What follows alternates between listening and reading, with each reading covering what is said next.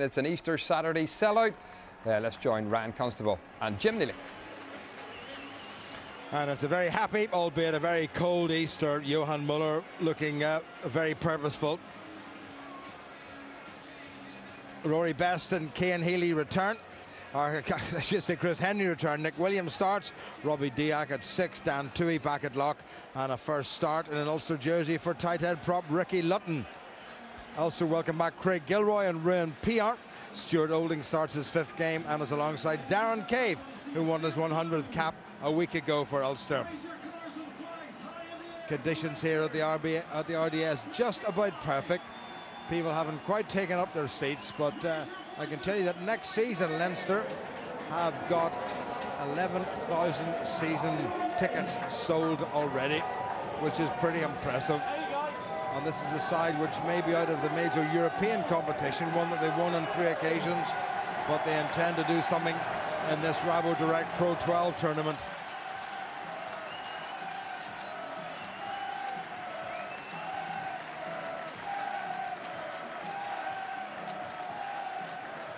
Even the last minute or so, people have taken their seats, so there is indeed going to be a full house. Leinster have a pack that boasts 7 internationals. Rickard Strauss back from injury. In between Cian Healy and Mike Ross. Devon Toner partners the uncapped South African Quinn Roux at lock. Jamie Heasup, captain of Ireland, and tonight captain of Leinster, is in between Kevin McLaughlin and Shane Jennings. Gordon Darcy is a late withdrawal due to a tummy bug, so New Zealander Andrew Goodman comes into partner Brendan Mackin in the centre. Rob Kearney starts at full back, with the versatile Isan Atheba switching to the wing. And Ian Madigan, who had a debut in the Six Nations, renews his partnership with former Ulster scrum half Isaac Boss. And the man in the middle tonight is from Limerick, from the Munster Society, international referee George Clancy. So perfect conditions, a little bit of wind, perhaps just favouring Leinster, who have opted to play from right to left. So it's second, I should say, thanks to Glasgow turning over Munster in considerable style last night against third. A lot of the remainder of this season hangs on tonight's game. Andrew Trimble straight away. And that has drifted out very nicely for Andrew Trimble. And there is a bit of a breeze, as you can see by the touch judge's flag on the near side. Rob Kearney couldn't do very much about that. And Andrew Trimble, one of the form players for Ulster this season. Just what they wanted from the start. Very purposeful, clean take, excellent clearance kick. And it's Leinster with the first opportunity at set piece. Yeah, centre's there. Leinster's line out, Rickard Strauss, who got his 2 Irish caps last November. Injury kept him out of contention for the Six Nations. Well taken. Boss gets it away to his skipper Heasup, who runs into his Irish teammate Rory Best. Leinster on the front foot. Referee having a good look, and Ulster have won the first penalty. Leinster driving into the tight situation and not releasing. And that's good defence by Ulster, and in particular by the ever-present Rory Best. Yeah, you talk about key players coming back in, the 2 that affected that tackle. Very clean take from the line-out from Leinster. But there it is, it's Best and Henry. They affect that choke tackle, hold the player off the ground. It can't get to ground, and therefore Ulster deservedly get the penalty. Against Leinster, you need to ensure they don't get quality of possession. Once they start getting front foot ball, they're very difficult to contain, and that sort of effort in the tackle situation is going to be vital for Ulster's cause. Rory Best with Ulster's first line-out, 5 men in the line-out. That's nicely done. Diak took it at the back. Pienaar gets it away. Jackson, Trimble right through. Well-rehearsed move. Cave, little offload, taken on by Henry. What a clever piece of play by Ulster, still driving forward, looking for a big start. Here comes Nick Williams, they don't come much bigger. Heaviest man on the park, lays it back nicely. Pienaar, Tom Court, helped by Henry. Good Leinster defence. Pienaar still there for Ulster. Jackson, Stuart Olding. Big occasion for the youngster. Here's Pienaar, Trimble, set the whole thing up. Well presented by the winger. Henry again. Great pressure by Ulster, but good defence by Leinster so far. Pienaar on the narrow side. Payne. No way through now. Can he just maintain possession? He can. Pienaar. Robbie Diak back at 6 for Ulster. Helped by Rory Best. Great Leinster defence yet again. Pienaar. Williams. bounces off defenders, or defenders bounce off him to be more accurate. Now it's Pienaar. Chance for Ulster if they shift it wide. Cave. Sold the dummy. Nathewa sensibly in off his wing. All the pressure still from the men in white. Taken on by Dan Tui. Good assist by Court. Pienaar. Jackson. Payne. Clever by Payne. Tries to get the one-handed pass away. Well set up by Ulster. Good continuity. Rory Best. Pienaar. Jackson. Stuart Olding. Kevin McLaughlin affected the tackle. It's okay, it's all clear. Leinster might just have pinched that. You can hear the roar from the crowd, who suffered a little bit of nerves in that spell of Ulster pressure. Very nearly yielded a try, but what it has yielded is a penalty to Leinster. And Ulster came pretty close, Ryan. An incredible passage of play. Started early with some creativity off the set piece. Andrew Trimble bursting through the line. We can see it now. Excellent ball from the top from Dyack, and then a clever line. Nick Williams attracting a huge amount of defence. Cave gets that ball away. Henry, under a lot of pressure, manages to recycle. Then they go through. Tremendous ball security, but some outstanding defence by Leinster to deny them. An authoritative start from Ulster. Well, it didn't yield anything. Just about 4 minutes played, and Leinster clear their lines, and they will have the line out. I'll speak to him as well, okay? When the sides met at Ravenhill in December, Ulster came away with the victory, 27 points in 19. 11 of that Ulster team start tonight, only 7 of the Leinster side. Leinster arguably a lot stronger. Here's Nathewa, who surprised everyone at the relatively tender age of 30 by announcing that he was retiring from rugby at the end of the season. Isaac Boss, no notion of going anywhere. Nathewa, good cover by Ulster. A wee bit more urgency about this Ulster play this evening. Very rarely do we get full strength into provincial clashes, and this one is certainly living up to its billing. You can see the extra intensity in defence, clever reading of the situation. Best has been prominent in those early physical exchanges, and a lot to play for in this match, evident by the way both teams are applying themselves. Ulster have called a full 7-man line-out with Nick Williams at the front. Leinster getting behind their side, hoping to put some pressure on Rory Best. Well taken, Pienaar. Jackson. Mrs. Olding. Cave. Payne. Tried that little chip, mightn't work out too badly. I think it came off a Leinster player, or did Craig Gilroy get a boot to it? No, it's going to be a Leinster line-out. Yeah, very interesting to see the contrasting styles of defence employed by both these teams. Leinster stay very tight in the midfield. They prepared to give the outside space and work more of a drift defence, use the sideline as their friend. Ulster will see wingers shooting up. They play a lot more compact and force opposition defences to throw those loopy passes to get on the outside. Key features of both those defensive systems. It indeed was knocked forward, I think, by Craig Gilroy, so we're going to get the first scrum of the evening. And what a baptism it's really going to be in his first senior Ulster start for Ricky Lutton on the Ulster tight head side, against the man who's widely tipped to be the Lions starting loose head prop in Australia this summer, Cian Healy, the formidable Cian Healy. Rory Best, needless to say, will be I've been speaking to Ricky Lutton all week, just exactly what he can expect. Well, having Rory Best at his side is certainly going to help him in this first exchange. Ulster will be aware of how crucial to get that engagement correct. Let's go second rows, hurry on, come on. 7 minutes played, still no score at the RDS. Ulster have rarely been outside the Leinster half since the game started. Isaac Boss, who played more than 100 games for Ulster in a very enjoyable 5-year spell. Not a bad Ulster scrum. Front row goes down, Boss gets it away. Madigan looking to move it. Rob Carney with a Thewa outside him. Cave comes covering across. Good tackling by Ulster. Leinster in quickly. Boss gets it away. Jamie Heaslip into Robbie Dyack. Boss. Shane Jennings. Tackle assist release. Boss again. This is Healy. Across the 10-metre line, good ground by the loose head prop. Heaslip again, pretty prominent.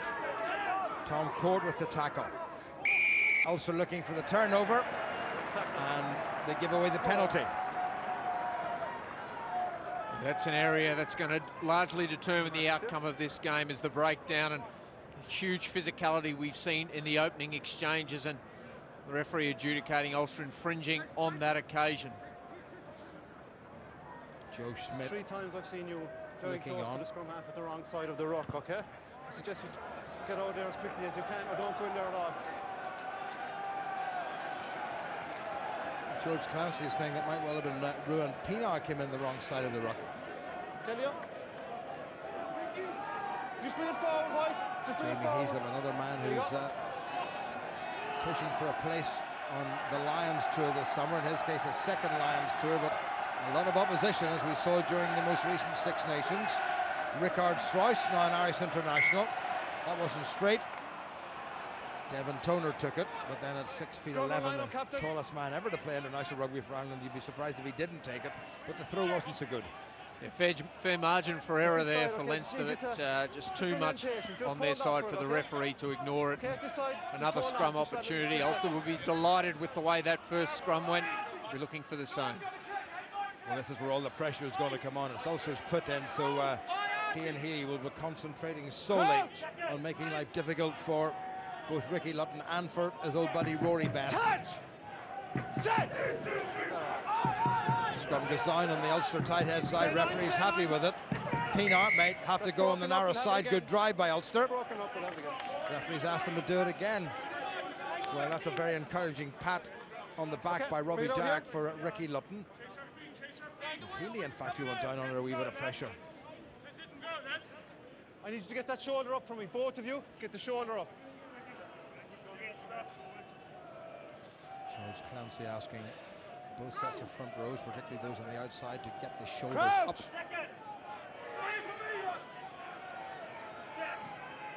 Touch! Set! Keeley trying to get in underneath Lutton, but Lutton's strong enough to hang on to him. It's a good Ulster scrummage on their own put in, and they've won the penalty. And what a big psychological plus that's going to be. Yeah, Ulster just not surviving but thriving at the scrum, and early days yet, but very encouraging stuff. Lots of pats on the back for Lutton. I'll be very happy with the way they dispatched those first few scrums. Well, if they keep on patting him like this throughout the game, he'll have a head like a coffee table by the end of it, but so far so good. Jackson lofted that a little bit, but he's found a decent touch. Coming up to 11 minutes gone. Tom Court just striding purposefully. Winning his 121st Ulster cap tonight, Tom Court. Just go back another step. Cian Healy behind Quinn Rue, the South African, the only uncapped member of the Leinster forward pack. That line is the halfway line, and this is Rory Best. Magnificent take by Ulster. Trying to get a bit of a squeeze on. It's a bit static, so the referee may well tell them to use it. Rory Best into the back of all that. Now Pienaar. Jackson. Cave has a go himself and gets away from the first tackle. Good covering by Leinster. Ulster on the front foot though. Jackson.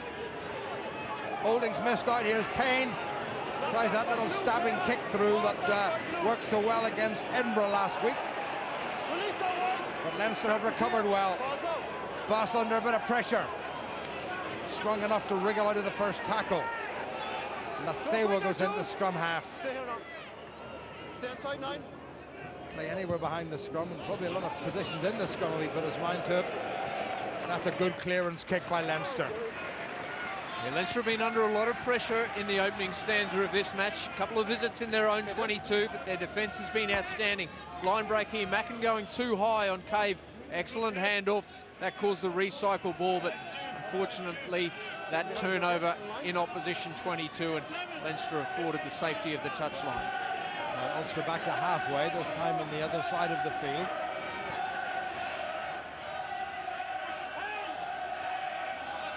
Again, Nick Williams has moved to the front of the line-out. Bit loose, very loose in fact. There's Jennings. Miscommunication there, Cian Healy, good sidestep by the chunky loose head. Boss, Madigan, Leinster now on the front foot. Oh, that's good play by Andrew Goodman. The New Zealander, only 31 years of age. Here's the South African, who's 9 years younger, 21. Goodman again. Mackin looking for the outside angle, gets away from Jackson. Great pace. Terrific cover tackle by Craig Gilroy. Number 4, referee's bringing them back. Blue player out. Number 4. Penalty against Johan Muller for taking a supporting blue player, i.e. a Leinster player out, and this is going to give Leinster the chance of first points. One has to say against the run of play. Number 4 Looked like some crossing in the midfield there as we see forward, just taking the player coming into Kevin McLaughlin. I think it may have been coming into support at the breakdown. This may have been a case of crossing, maybe not. But anyway, the penalty has gone to Leinster. It's their opportunity to get first points on the board and what has probably been a more dominant Ulster display so far.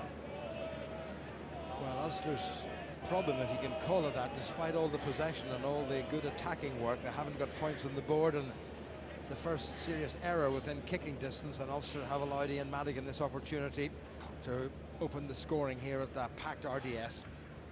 Madigan, who had a real tour de force last week.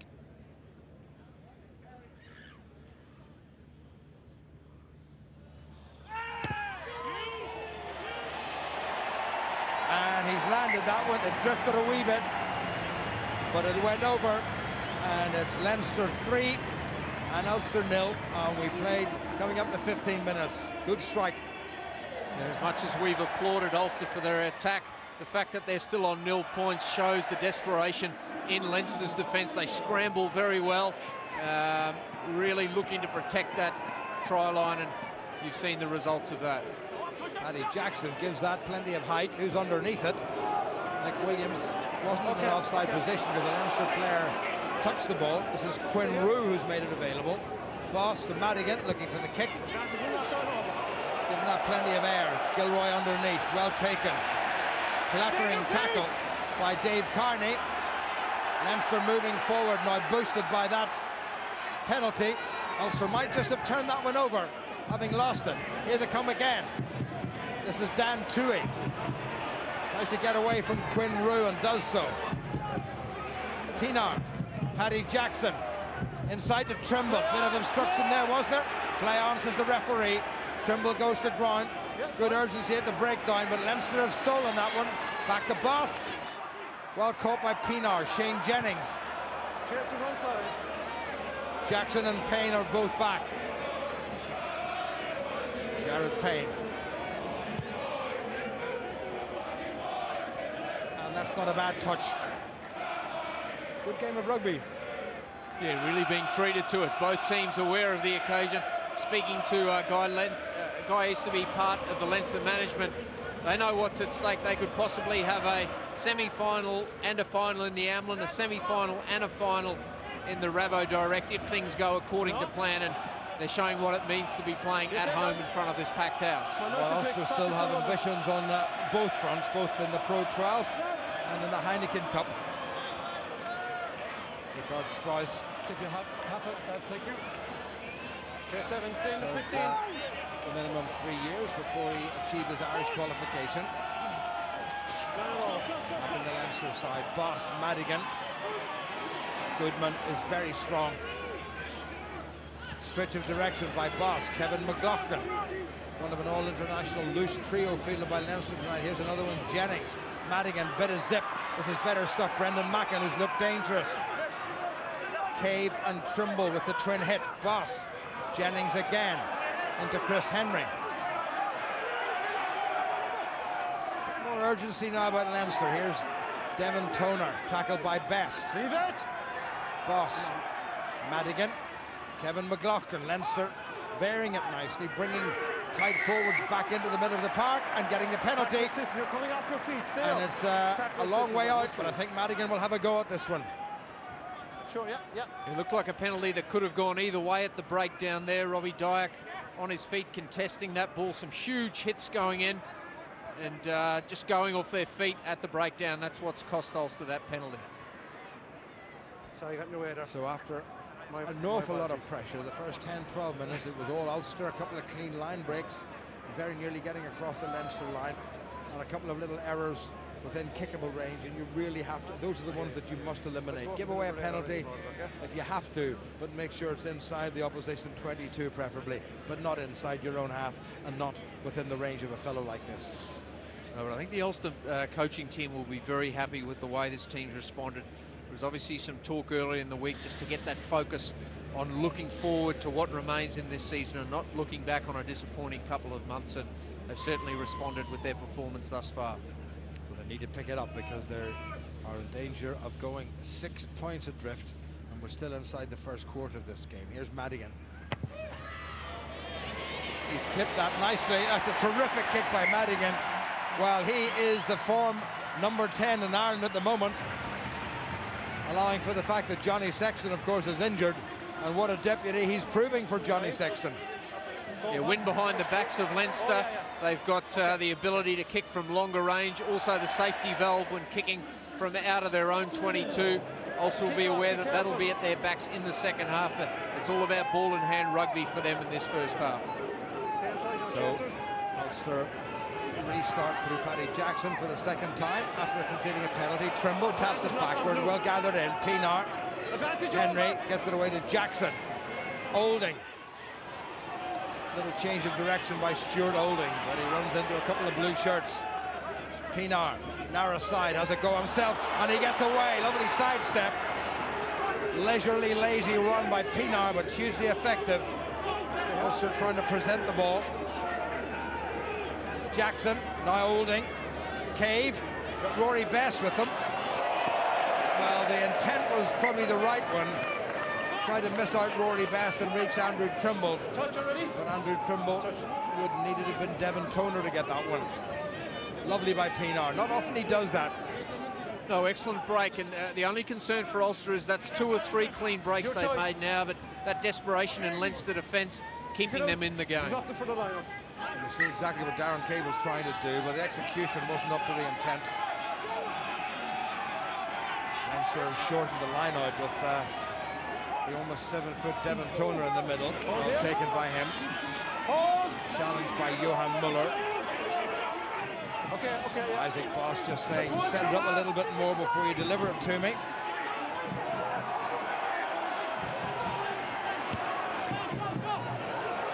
It's a nasty hanging kick. Great take by Trimble. Pienaar. Chris Henry decides to go to ground. Better stuff by Ulster. Jackson. Good pass. Here's Gilroy around from the wing. Very nearly got away. Ulster still have it. Dyack took it flat. Pienaar again. Escaped. Jackson has a little glance. Here's Chris Henry. Jared Payne. Trimble with him. Leinster's defence excellent. Payne down and up in one clean movement. Well presented. Good offload. Here's Nick Williams. Thunderous run by the New Zealander. Ulster so close. Jackson. Moved wide. Must be a try. It's Robbie Dyack and he's got it down. To try. Try has been given. TMO not required. Fabulous response by Ulster. A magnificent play and just reward for the attacking endeavour they've shown. It's the speed of the ball that they're recycling. The players are dominating the initial contact, then the support players are clearing beyond the ball. It's on a platter for Pienaar, and Jackson is playing it close to that advantage line, and that's not allowing Leinster the ability on this occasion to drift. See the line taken from Williams. That's what created that front foot ball. They were able to recycle excellent ball placement, and then it's just weight of numbers. Jackson making a very good decision, seeing the space out wide, and the finish by Dyack, who's been excellent all evening. Yeah, Gilroy and Darren Cave are in support, but Robbie Dyack, who's enjoying a terrific second half of this season, gets it a thoroughly deserved Ulster try. Close enough. Big screams here, and the crowd maybe thought it should have gone upstairs, but the referee, quick consultation with his touch judge, was happy to give it.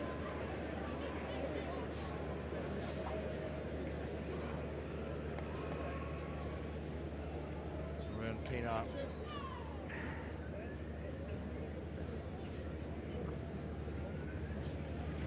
Right angle. Needs to curl that one in. Has he done so? No, he hasn't.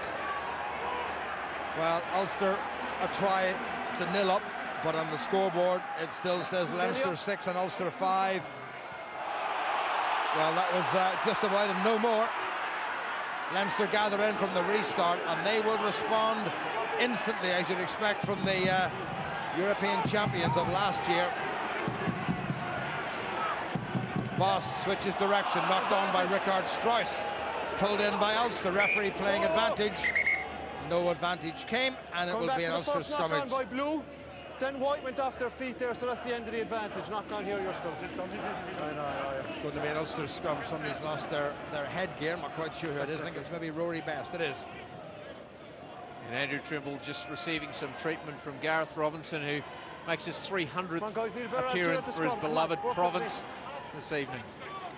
Gadscombe and on his right Johnny Bell must be reasonably pleased with the way the side has played. Less so, I think, the two errors that have cost them 6 points, but certainly they've come close twice. The third time of asking, they got the all-important try. Here's another all-important scrum for Ricky Lupton. Down it goes, and they'll ask to do it again. An interesting attacking alignment that Ulster have adopted on the blind side. They've got Andrew Trimble and Jared Payne hugging the touchline inside that 5-metre line. Big blind side available for Ruan Pienaar should they get the shoulder in the scrum. Well, everything depends on the scrummage. Only 35 minutes gone, 6-5 to Leinster. Touch! Set! Good grip by Lupton. Oh, I thought George Clancy was going to penalise the Leinster front row, and he's given a penalty against Tom Court, I think. Rory Best not pleased with that one. Dropped the shoulder, I think he said, and this is going to give Madigan a chance of 3 more pretty straightforward points. Yeah, it's really the kicking of Madigan that's keeping Leinster in this game. Some indiscipline from Ulster on 4 or 5 occasions. Unfortunately for them, they've been within range, and Madigan is, has the opportunity to extend this lead.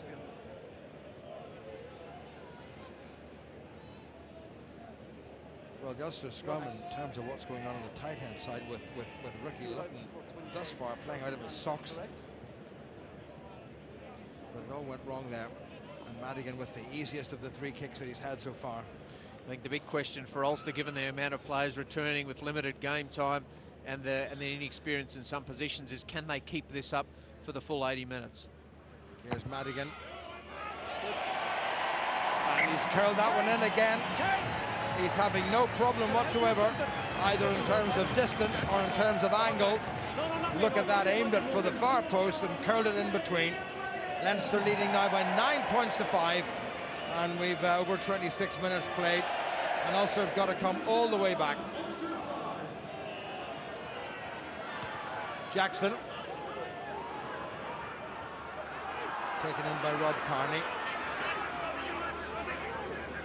Tackled by Chris Henry. Madigan outside his 22. Miscued that one ever so slightly, but it mightn't work out too badly. Great take by Ulster and by Craig Gilroy.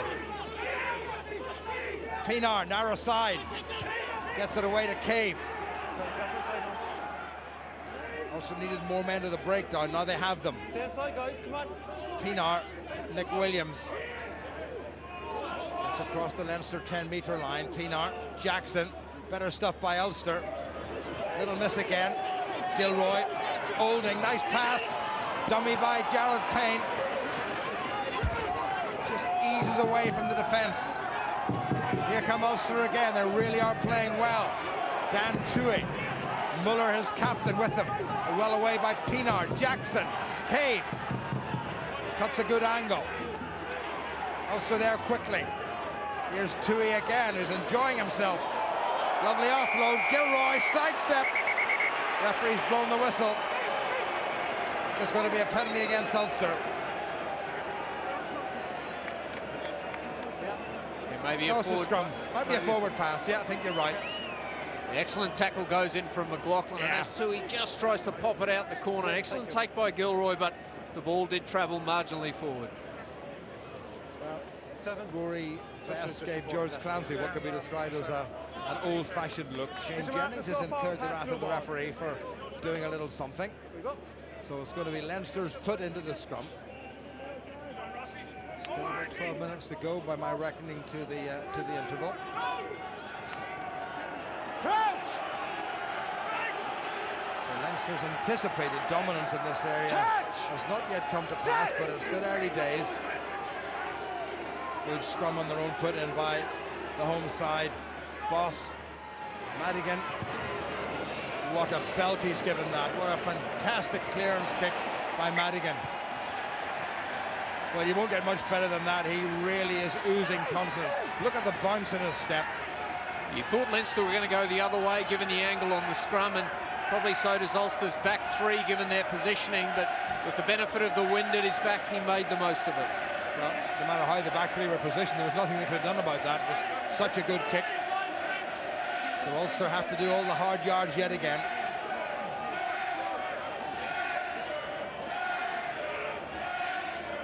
Rory Best now by some distance Ireland's most capped hooker. 67 international caps, and will he be on the plane to Australia? A lot of people felt he should have been on the last Lions tour.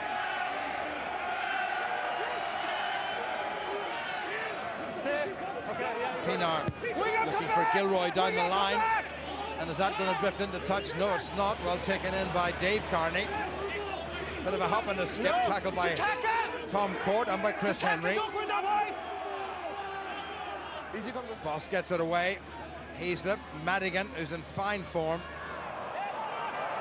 Well gathered in by Payne. Here's Payne. Andrew Trimble tries to brush off Mackin.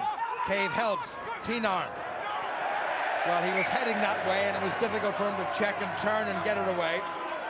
When Isaac Boss is ever being aggressive. Here comes Payne. Right option there. Andrew Trimble went to ground, and Pinar's angle indicated that there was only one way that he could go. We're playing on here. Yeah, Ulster now just needing to restock.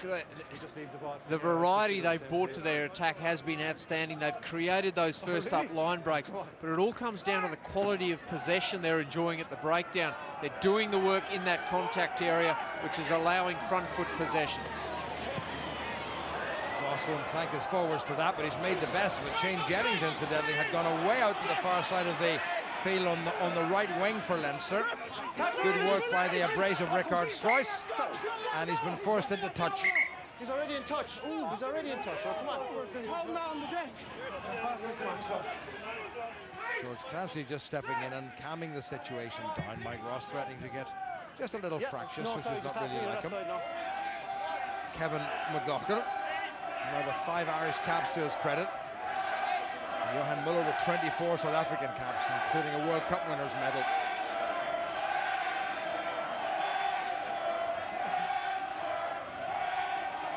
That's the halfway line.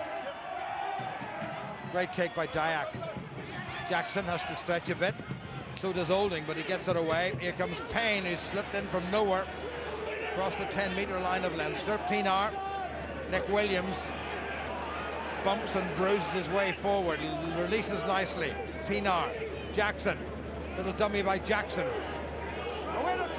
Leave it one. 2-8. Pinar looking for his options. Cave, Gilroy, Payne. Again, Leinster get the men out wide. Pinar, Jackson. Dyack, the try scorer. Well held up by Leinster, but Ulster have gone forward. Pinar now. We chance on this side. There seem to be men here. Rory Best has a go himself. Pinar. Jackson into Tom Court. Did well to hold on to it. Still there for Ulster. Andrew Trimble. Best. Aggressive stuff by Ulster's hooker. Pinar. Dyack. Pinar again. Trimble popping up everywhere. Good covering by Jennings. Pinar. Chris Henry. Well presented. Now Jackson. This is out best. Here's Darren Cave. Stuart Olding does really well to bounce out of a couple of tackles. Front football now for Ulster. Pienaar. Jackson. Dyack. Great tackle. Healy's got to get out of the way. And the referee has penalised Dyack for holding on in the tackle. And I'm not sure Cian Healy was making any great effort to move, but Dyack got pinged.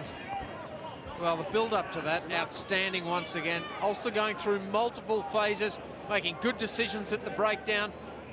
Shrugging off tackles there, it's Olding on this occasion, and an excellent clear-out again from Ulster, but unfortunately the referees found a reason to ping them on that occasion.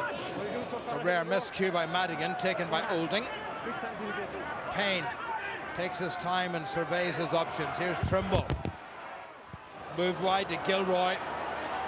Gilroy gets away. Has to release, and he does so. Quickly in by Payne. Pienaar. Well taken by Rory Best. Oh, surely Leinster offside. Pienaar. Jackson. Payne. Sweet pass. Trimble. Leinster really have had a fabulous defence this evening. Here comes the abrasive Tui. No hands, leave it! Pienaar. Jackson. Williams. Can't run without his legs. Pienaar. Jackson. Rory Best. Mathewa just slows him down. Pienaar again. Johan Muller, Ulster's skipper, had a bit of a calf tweak which put him in doubt for this game, but he seems to be fine. Dyack sets it up. Pienaar again. Now Jackson. Ulster trying to create something. Here's Payne. Rory Best winkles it back. Dyack again. On a blue shirt seemed to appear as if a trapdoor has been opened. Pienaar. Jackson. Too many blue shirts on that far touchline for Ulster. Gilroy at scrum half. All this Ulster pressure, still not yielding anything. Nick Williams. Good work by Goodman. Now Pienaar. Tui again. Pienaar. Jackson. Cave. Got it away nicely. There's a wee fumble there by Jared Payne. Just a no more. Well, the weight of possession and territory that Ulster have enjoyed, incredible.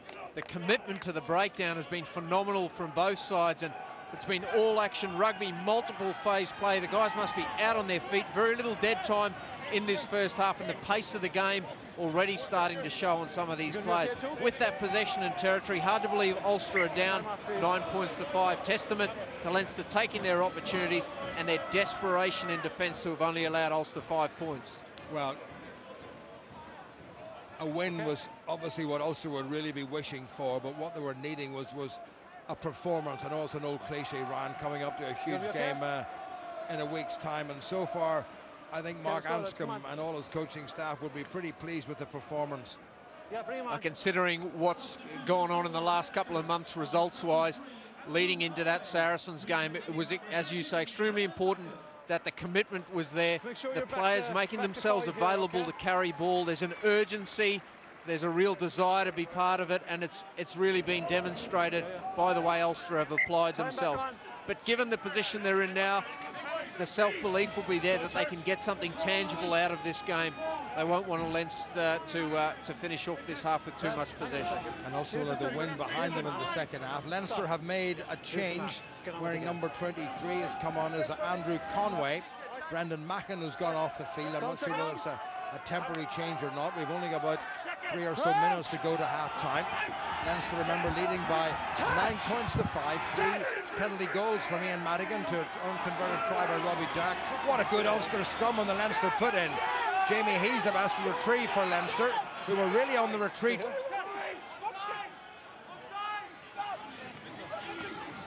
taken on by Heaslip, or passed by Heaslip, I should say. Boss, Okay. who's underneath that. There's an offside there. In front of the kicker, 12 blue. 12 blue. It's from number 12. Goodman was in front of Isaac Boss when the ball was kicked. Over here, Dev. And Ulster, I think, will want I'll to give you take the the mark penalty, now. I'm pretty sure. What do you think, Ryan? Here. Yeah, In front of Gilroy the on the kicker, far number left 12 side, blue. just making some eyes across there to Jared Payne, but given the location of that penalty and Just an out of easy goals, yeah. 3 points, Ulster will take that opportunity just before half-time. Well, this will close the gap to a single point, and probably on balance of play, it's at the very least that Ulster deserved. It's been a fantastic game. Both sides really applying themselves. It's been all action. It's been played at a ridiculous tempo. Can they keep this up in the second half will be the question, particularly with so many players returning. Ulster will feel they've had the best of the half. They'll probably be a point behind on the scoreboard, but when you're playing away from home, that first 40 minutes is crucial, and Ulster have certainly applied themselves. Pienaar, a little right-footed chip, and right between the Leinster posts, and there's only 1 point between them. It's now Leinster 9 and Ulster 8. Mark Anscombe making a note or two. People have been taking note of this fella for a long time. A sizable Ulster contingent here in Dublin. So here's Madigan to restart. Well, that's a clever kick. Knocked forward by Ulster under a little bit of pressure. Back goes Cian Healy. Referee's playing advantage. Well, there were centre three-quarters who don't have as nimble feet as Cian Healy. Knocked forward, and the referee will go back for the first knock forward, and it's going to be a scrum to Leinster. I reckon we're into the final minute of this pulsating first half, which has really flown in. Under a little bit of pressure there, Ulster, and I think it was down to he didn't quite manage to turn his back as he was collecting that ball. He took it head on and took a Leinster player at the same time.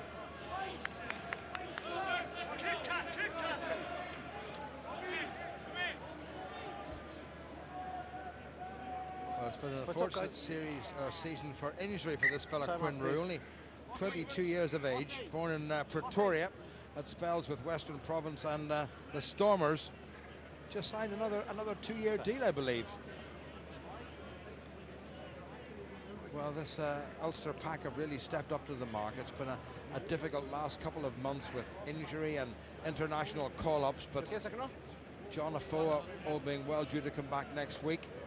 And, Time back on. Ian Henderson on the bench and Roger Wilson on the bench. Ulster getting back to close to full strength in terms of their forward pack. Just a half an inning sauce around white. There you go. Good. Just about half a minute to go, I think, according to the referee. May well be the last set piece of this first half, and Ulster do not want to concede any silly penalties. Touch! Set! Good squeeze by Leinster on their own ball. Boss gets it away. Here's Madigan. Stepped inside Pienaar.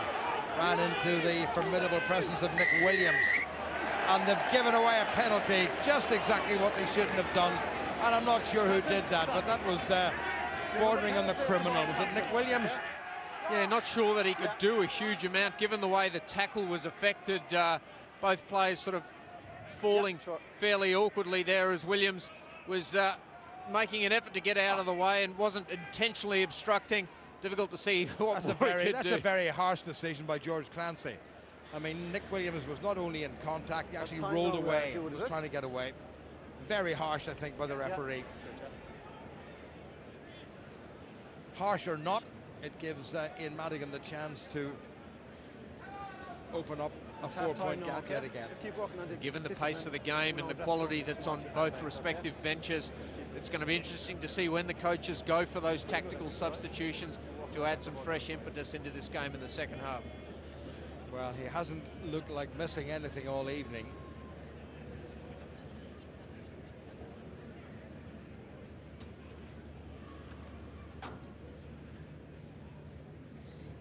Here comes Madigan.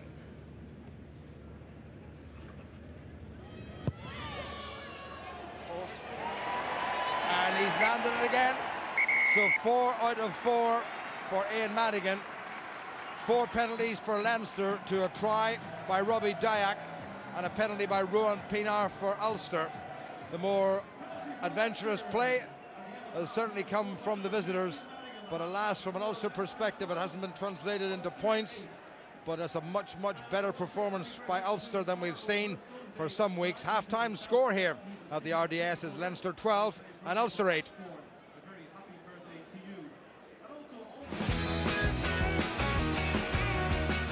Well, Dublin hasn't been a happy hunting ground for Ulster. They last beat Leinster there 14 years ago, but tonight they've started well against the European champions. Ian Madigan has kept the scoreboard ticking over for the home side, but Ulster got the only try of the first half, Robbie Dyack touching down. Madigan has been punishing Ulster mistakes. Pinar made it a 1-point game before Madigan kicked yet another one just before half-time, and Leinster lead by 4 points. It's Leinster 12, Ulster 8, but from an Ulster point of view, a much improved performance than the last few weeks. Tony McWhirter and Bryn Cunningham have been enjoying what's been a cracking first half. Outstanding. What a change in intensity from the last couple of weeks. You know, it's been fantastic. It really shows, you know, the bite that are in these derby games. And while the Leinster defence has been outstanding, Ulster's opening 5 minutes I thought was exceptional, and they certainly look hungry and up for this game. Yeah, massive improvement. And again, the big players that we talked about at the start of the programme have come in, been very much to the forefront. And Paddy Jackson's, you know, ball in hand, Ulster have zipped the ball around really nicely, made some big headway out wide, and hopefully with the wind advantage in the second half, we'll be able to keep pouring on the pressure. What's the difference been for Ulster? It seems to be a much more intensive performance. Well, there is, yeah. The intensity's upped clearly. Some of the key players coming back have made an impact. Yeah, you see the likes of Rory Best, Chris Henry and Nick Williams in the very first contact of the game. All three of them round the Leinster man, holding him up in defence, forcing a turnover. We saw that a number of times early on, and that just gives the team a real lift early on, you know, and everybody wants to get involved with it. And then Jackson's controlling things very well from 10, and he's picking the right options and bringing everybody into the game. But if Ulster continue to make mistakes, Madigan will punish them, though. Did you think it was a fair penalty just before half-time? Not particularly. I think Nick Williams could probably find himself quite unlucky.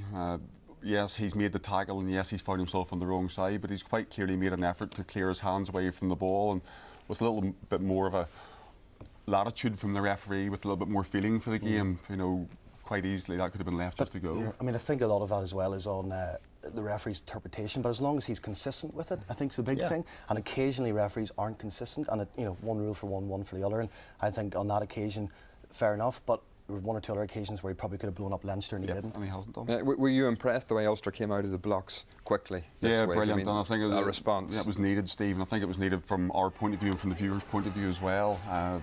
Straight, direct running. Nick Williams, he's done this all season, ball in hand.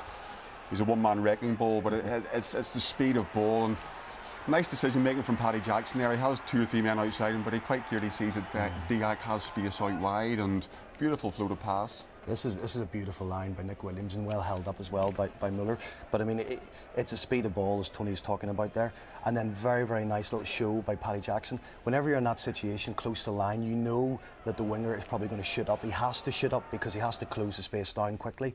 And in that, Paddy Jackson just waited for him. He did that through the lofted ball, and that allowed Robbie Dyack to get in the corner. Paddy Jackson has taken a lot of criticism over his goal kicking, obviously, but his ability to move a back line and throw passes like that is one of his big strengths, isn't it? Yeah, it's probably his biggest strength. You know, it's unquestionable. We've seen this time after time in this match. Ulster have moved the ball well, Stephen, and Paddy's been to the forefront of that as well. But I think you can't underestimate the space and freedom that Ruan Pinar gives him with the service that he has as well. But also have attacked the Leinster outside backs well. And finding gaps, a lot of gaps. Finding a lot of gaps, and they've made yardage off it as well. Maybe haven't capitalised in terms of the points that we'd like to have seen, but they're playing with the intent that we like to see. But you can see there, Ruan Pinar, I mean, how many times have you seen that? Just a little show again, and just opens up for him, and he goes straight through. The problem probably was for Ulster, except for that try that they scored in the corner, once they got into the 22, that's whenever they started, actually the ball started to slow up slightly, and that's probably the one issue. And you know, they know by going wide. I mean, you see a couple of mistakes there as well. It sucks across a Leinster defence and then it slows the thing up again. It's just all about momentum, and whenever they get those big runners like Nick Williams running, get the momentum going, then it opens up for the outside backs. But this week it's much more creative and certainly getting much quicker ball as well and creating a lot more opportunities than they have been, Ulster. Yes, they have been. I think going back to what Bryn said there, Ulster must make sure that whenever they spend some time in that Leinster 22 that we get points on the board. But the creativity is there. Undoubtedly, Darren Cave's made big holes, Andrew Trimble's made big holes, Jared Payne's maybe kicked the ball away a little bit too much whenever we've had the ball, and we maybe should have held on to it with a couple of grubber kicks. But the intent's there, and this game is very much winnable, Stephen. And Craig Gilroy thought he'd sneaked in for a score, but it was a forward pass. Yeah, I mean, a wonderful little play by, I think it was Dan Too there, who you know is capable of giving those little offloads out the back door, you know, and he'll be disappointed. Listen, it probably was marginally forward. But that's how Ulster are going to speed the game up, Stephen, as well. If we can play the ball in the air, so to speak, where big guys can stay on offload, that's where Ulster can inject even more pace. That's virtually indefensible. I think as well, the one that what's key about some of these players coming back is that they understand who they're playing with. So Gilroy knows that Dan Too does that sort of thing, so he knew to get on the end of it, and that's good to see. That's what you want to see our wingers doing as well, trailing, taking those sorts of positions up so they get their strike runners and they can create. How's the Ulster scrum stood up tonight so far? No John Afoa, of course. No John Afoa, but Ricky Hilton can very much hold his head high. I think Ulster have given away one penalty where Tom Courts got pinged for basically slipping with his feet. But Ricky Lutton's under massive pressure. It's a huge contest for him against Cian Healy, and he stood up very, very well. Stephen, his general play's been good as well. He's hit rucks, he's sealed off ball well, he's carried a couple of times, and certainly from his own point of view, you know, he's done very, very well. I think a couple of scrums went Ulster's way. This one goes Leinster's way. Yeah, but I mean, listen, I think Ulster can be very, very happy overall with how the scrummaging has gone. You know, it was an area we talked about at the top of the show that, you know, with the Afoa out and nothing in there, that it could have been an area of concern, and it hasn't been at all. And it shows then that Ulster actually have a decent set piece to attack from. And from that set piece, you spotted an area where Ulster can get some good yards. Yeah, we can maybe see off this line out, Stephen. You can see the Leinster defensive system here, where 10 and 12 pushing quite hard together, but there's a huge space to 13. Now, as the half has transpired, Brendan Mackin, who started the game at 13, has now gone off. So it'll be interesting to see, has he been injured and there's been a problem there, or have Leinster actually worked out that the system that they've been employing hasn't worked? But Ulster have got huge mileage down that channel. Wouldn't get past Brian O'Driscoll quite as easily down there. That's the point. You know, O'Driscoll plays that type of defence as well, but he plays it because he allows you to get the outside, because he knows he can get over the ball and, you know, force penalties. Mackin can't unfortunately do that. Okay, Brent, Tony, thank you for the moment. Let's go pitch side and join Gavin Andrews. Well, Reggie Corrigan is with me. Reggie, you've been impressed with what you've seen in the first half? Yeah, so far it's been very impressive from an Ulster point of view. They've really, you know, they haven't held back. They've taken it to Leinster. They've been the crisper of the two teams in terms of moving the ball along the back line and finding gaps and holes, and there's good penetration. Also in the back row, Williams and Henry, I've been impressed with them and the way that they're making inroads into the Leinster territory. All but the scoreline at the moment is in Ulster's favour. You talked before the game about the front row and the focus there. Were you impressed with how Ricky Lutton got on? Very impressed. I mean, this is a big step up for him. First game at this level. He's up against an international prop and potential Lions prop, and he's held his own very, very admirably. He's done very well at scrum time. The question will be whether or not he has the stamina to continue for much longer in the second half, because, as I said, that kind of intensity is going to take it out of him. But so far, so good from that point of view. And Jackson and Madigan, Ireland's two young guns at 10. It's been interesting there. You're impressed with how Paddy got on? Yeah, they're cutting well off each other. You know, each one of them is trying to outdo each other with taking the ball to the line, having a go, finding gaps. I think players are working well off them as well, though. There's some great lines being run. I think from an Ulster point of view, they should really be thinking about continuing in that vein, but their discipline is letting them down a little bit. You know, they're giving away penalties at crucial times. They're finding themselves getting in behind the Leinster defence in good attacking mode, and then they just give away that penalty. They're on the wrong side of the referee at the moment. They've got to manage that. They've got to realise that, and at half-time discuss that and make sure that they're willing to just stand back a little bit, allow Leinster have the ball in certain situations, trust the defence, and then when they get it, just go through the phases. I think if they do that, they'll certainly ask questions of Leinster. Ulster have had a poor run of form. They've got some big names back. When they look to the likes of Rory Best and Johan Muller in the second half? Well, they would have from the beginning of the game, and certainly so far they've stepped up to that. I think, though, the overall team performance is not about individuals tonight. It's a real team performance at the moment. They're working very well together and working, as I said, off each other quite well, which is so important to get a result in a place like this. But I think really they've got to, there's 4 points in this game. They've got a slight breeze in this second half in their advantage. They've got to just relax a little bit on it. They're trying to force things a little bit at the moment. It's like as if they feel they must score off first phase every single time. If they go through the phases as they've done, work it back across the pitch, put some big runners like Williams, he's been a real handful when he's taken ball up the centre, put some big runners like that up, get in behind the defence, get the Leinster defence scrambling, go through 6, 7, 8 phases, I think then we may well see some scoring opportunities. Okay, Reggie, thanks for your time. Steve. Oh, Reggie mentioned there the battle between Madigan and Jackson. How have you seen that unfold in the first half? I think they've both gone pretty well, but I think Jackson has been a little bit more dominant with ball in hand. I think he's looked very, very creative. He has taken the ball to the line very well. He's put people through the gaps.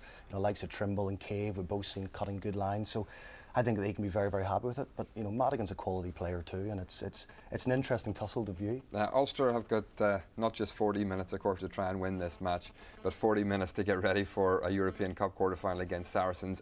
When you take the season in context, just how big is the next 40 minutes coming up for Ulster? It's big, Stephen. I think possibly the Saracens game carries more weight at this stage. From Ulster's point of view, obviously they've got Ian Henderson and Roger Wilson on the bench who haven't seen an awful lot of rugby, specifically Roger, so I think we'll see both of them being introduced again in the second half. Obviously Ulster would take a lot of confidence if they could get a win here, but even the way they've played so far will have done them no harm. Yeah, they'll be delighted. The performance has lifted massively. The one thing that Reggie touched on, I think is quite right, is a discipline whenever they don't have the ball. Trust their own defence, and if they do that, they've got a good chance of winning this game. Okay, Leinster lead by 12 points to 8. There's a little fox on the pitch as well. Yeah, long runs the fox. We shall see. It's been a long time since Ulster won in Dublin. Can they do it tonight? Let's rejoin our commentary team, Ryan Constable and Jim Neely. Well, there was a look of sheer disbelief on the face of Jared Payne as he saw a fox run across the field and disappear out towards the Bulls Bridge end of this ground. Leinster coming out knowing that they were given a heck of a fright in the first half by a thus far resurgent Ulster, but on the scoreboard, which is where it matters, it's Leinster leading by 12 points to 8. 4 well-struck penalties from 4 attempts by Ian Madigan to a Robbie Dyack try and a Ruan Pinar penalty goal. Ulster with a slight breeze at their backs in the second half. You can hear me, yeah? And will they try to use that breeze, or will they continue to play the entertaining rugby that we've seen thus far? If they can cut out, as the chaps in the studio were saying, the error count, this could be a very, very interesting next 40 minutes. Not one upon which the entire season hangs, but a very significant one nonetheless. So, Paddy Jackson gets the second half underway at the RDS. Ulster chase. Leinster lose it. Ulster gather it through Andrew Trimble. Pinar. Robbie Dyack to Jackson. Olding. Well read by Nathewa, who hacks it through. Ulster have to kill that, and they do it with Robbie Dyack. Olding, I think, is down injured.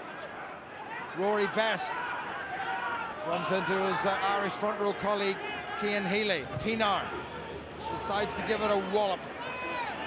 Well covered. This is Conway, who is very quick. Olding getting some attention. Leinster still churning forward. Tails up now. Boss. Quinn Rue. Tackled short of the halfway line. Boss again. Madigan. Shane Jennings. Nice little loop. Clever stuff. Rob Carney came into the line. Much more adventure now from Leinster, who've got the go-forward ball. Boss, Healy again.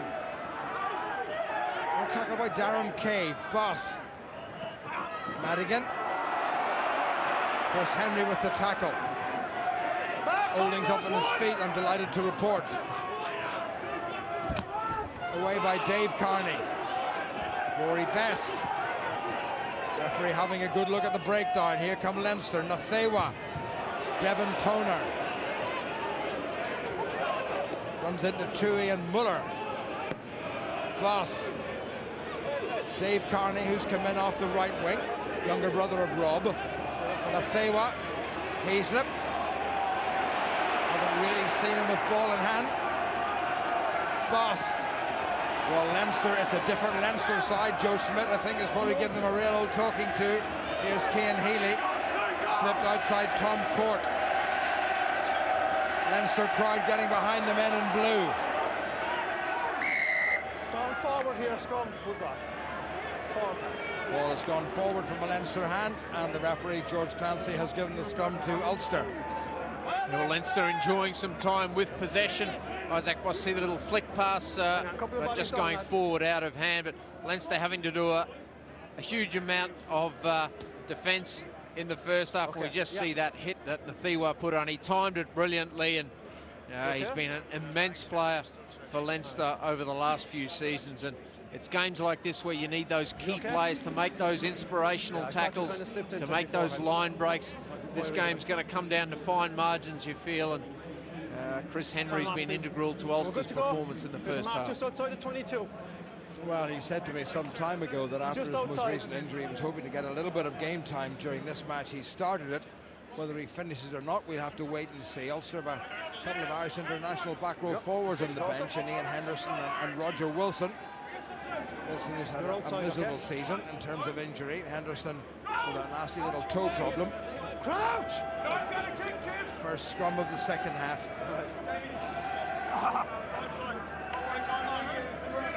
Okay, sorry, yeah. Getting a little horse here.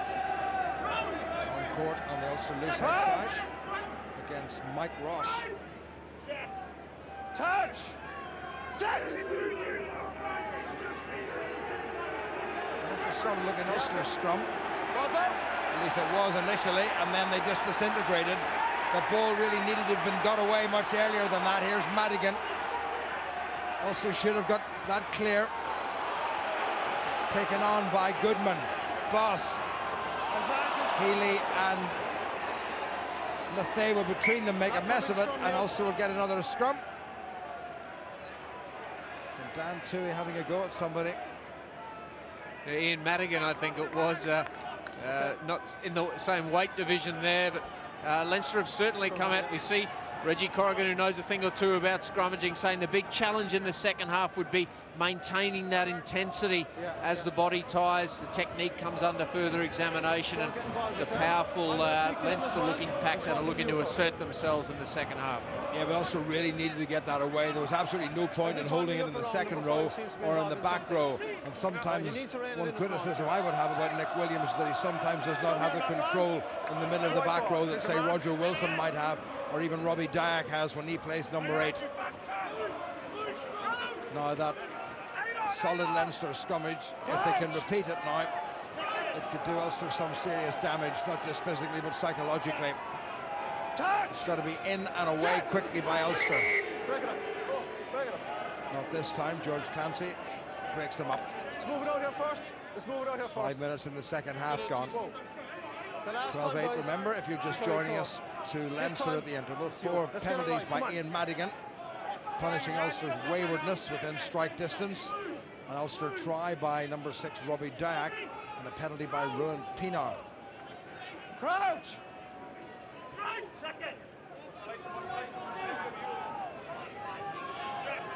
Touch!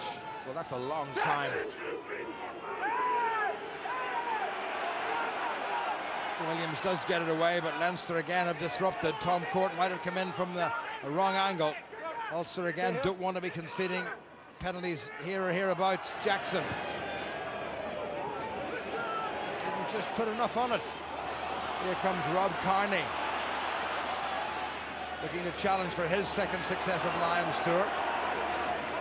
Good aggressive running. Cave had to tackle Boss. Madigan gets it away. There's Dave Carney, who's popping up all over the place. Well, this game is turned on its head. At the start of the first half, it was all Ulster. Now it's all Leinster. And Ulster having to defend. And they give away the penalty.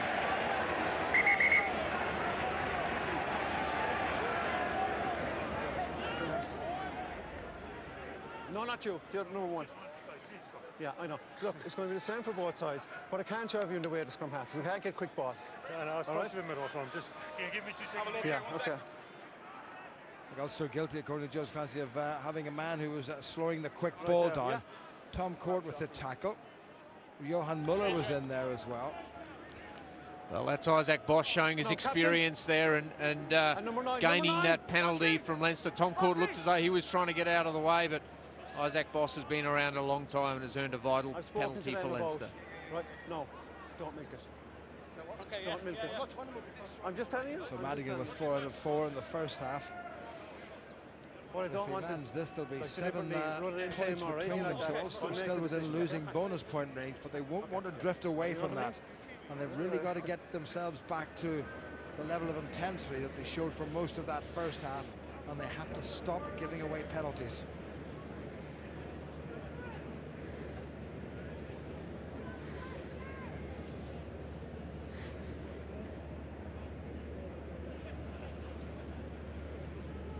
Madigan who put in a man of the match performance for Leinster a week ago.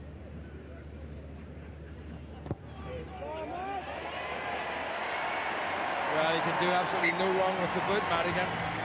5 from 5. And thanks to the kicking of Ian Madigan, appreciated no doubt by Joe Smith, Leinster increased their lead. And it's the biggest gap they've enjoyed this evening. It's now up to 7 points.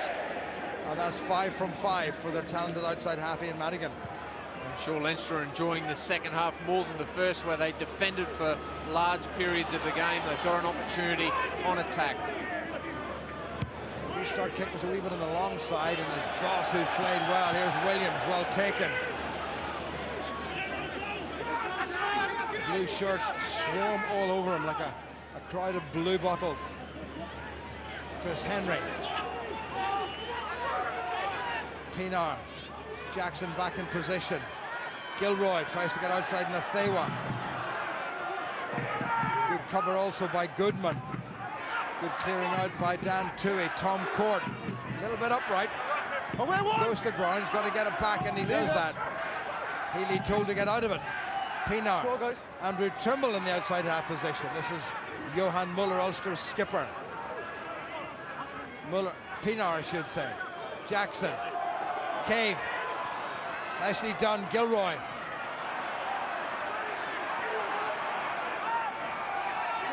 Good approach work by Gilroy. Now Pinar. Jackson gets in position. Dyack runs a good line, but into 2 or 3 blue defenders. Don't handle it, just don't handle. Silly. Well, there'll be a ribald cheer from the Ulster contingent that Andrew Conway has actually given a penalty against Leinster. Yeah, and kickable range as well with the wind at the back. Clancy, I should say. Clancy, yeah. Gilroy showing those feet that allows him to beat defenders with ease. Hits and spins. Very difficult man to get to ground, and Robbie Dyack has been prominent in a ball-carrying capacity, and eventually the temptation just too much for Mike Ross as he reached down into a ruck, plucked that ball, and Ruan Pinar with a kick to narrow that margin. Well, that's the longest attempt that Pinar has had. In fact, he's only had 2, one from the conversion and one from a penalty, which he landed. But it's about the same distance from which Ian Madigan landed one in the first half. Now, there is a bit of a win behind Ruan Pinar. Yeah. Paddy Jackson admits that the talented South African is maybe 10 metres more than him in terms of his maximum range. And he's given that a nice clip. What a corking kick from Ruan Pinar. That will be very encouraging from an Ulster point of view.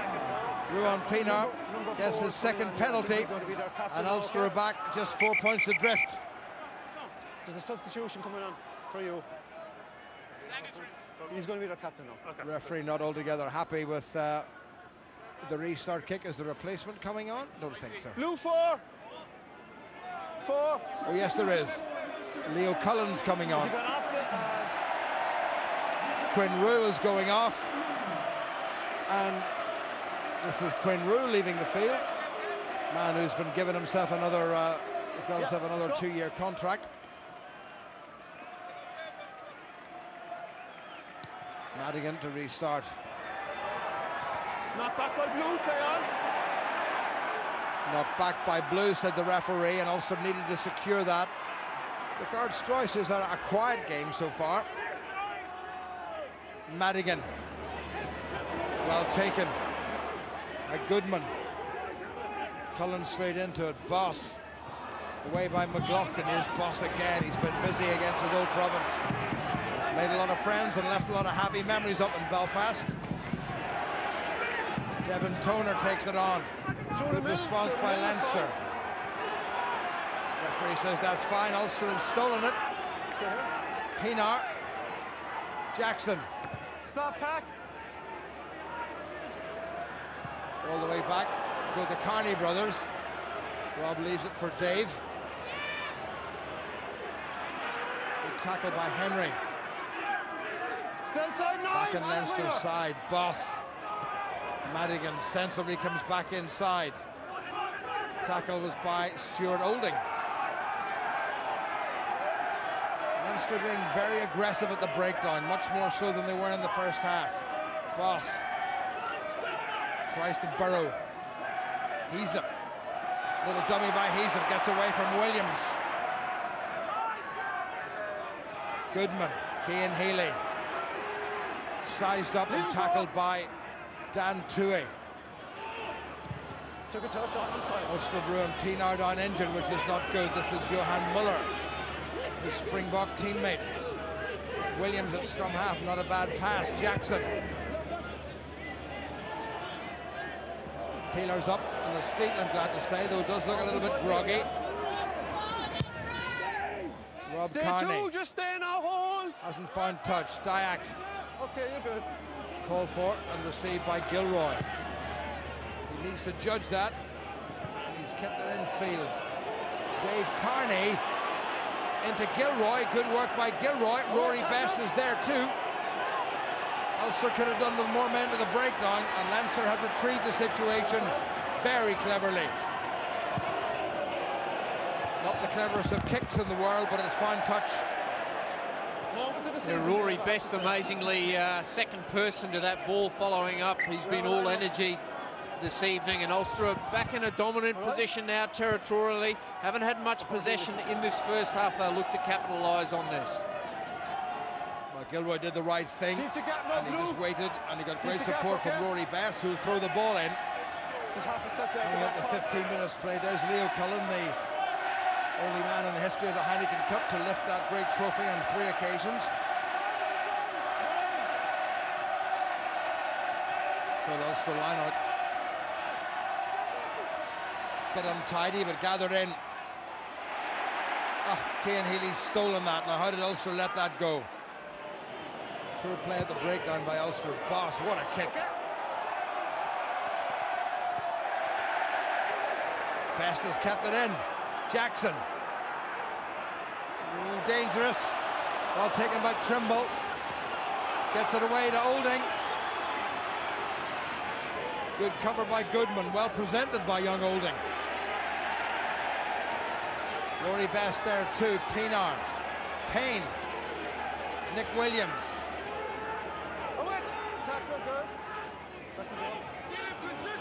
Switch, here's Trimble. Aggressive running by Trimble and a good offload. Still there for Ulster. Referee gives a penalty against Leinster, not releasing in the tackle. And Ulster had huge numbers out to the open side, frustrated that they couldn't get possession. Another kickable penalty, and the reverse of the first half. It's Leinster who have had the lion's share of possession, but they're the ones infringing at the breakdown, and Ulster are steadily accumulating some points. Well, we'll have to wait and see, needless to say, but that's good stuff by Ulster. They've certainly taken their chance. Look at Andrew Trimble. Great support play that was by Darren Cave, who was right on his Irish teammate's elbow. Cian Healy, I think there's nothing troubling him more than a loose shoelace. Nick Williams is leaving the field, and Ian Henderson is on. I think so. Which means that Robbie Dyack will probably go to number 8.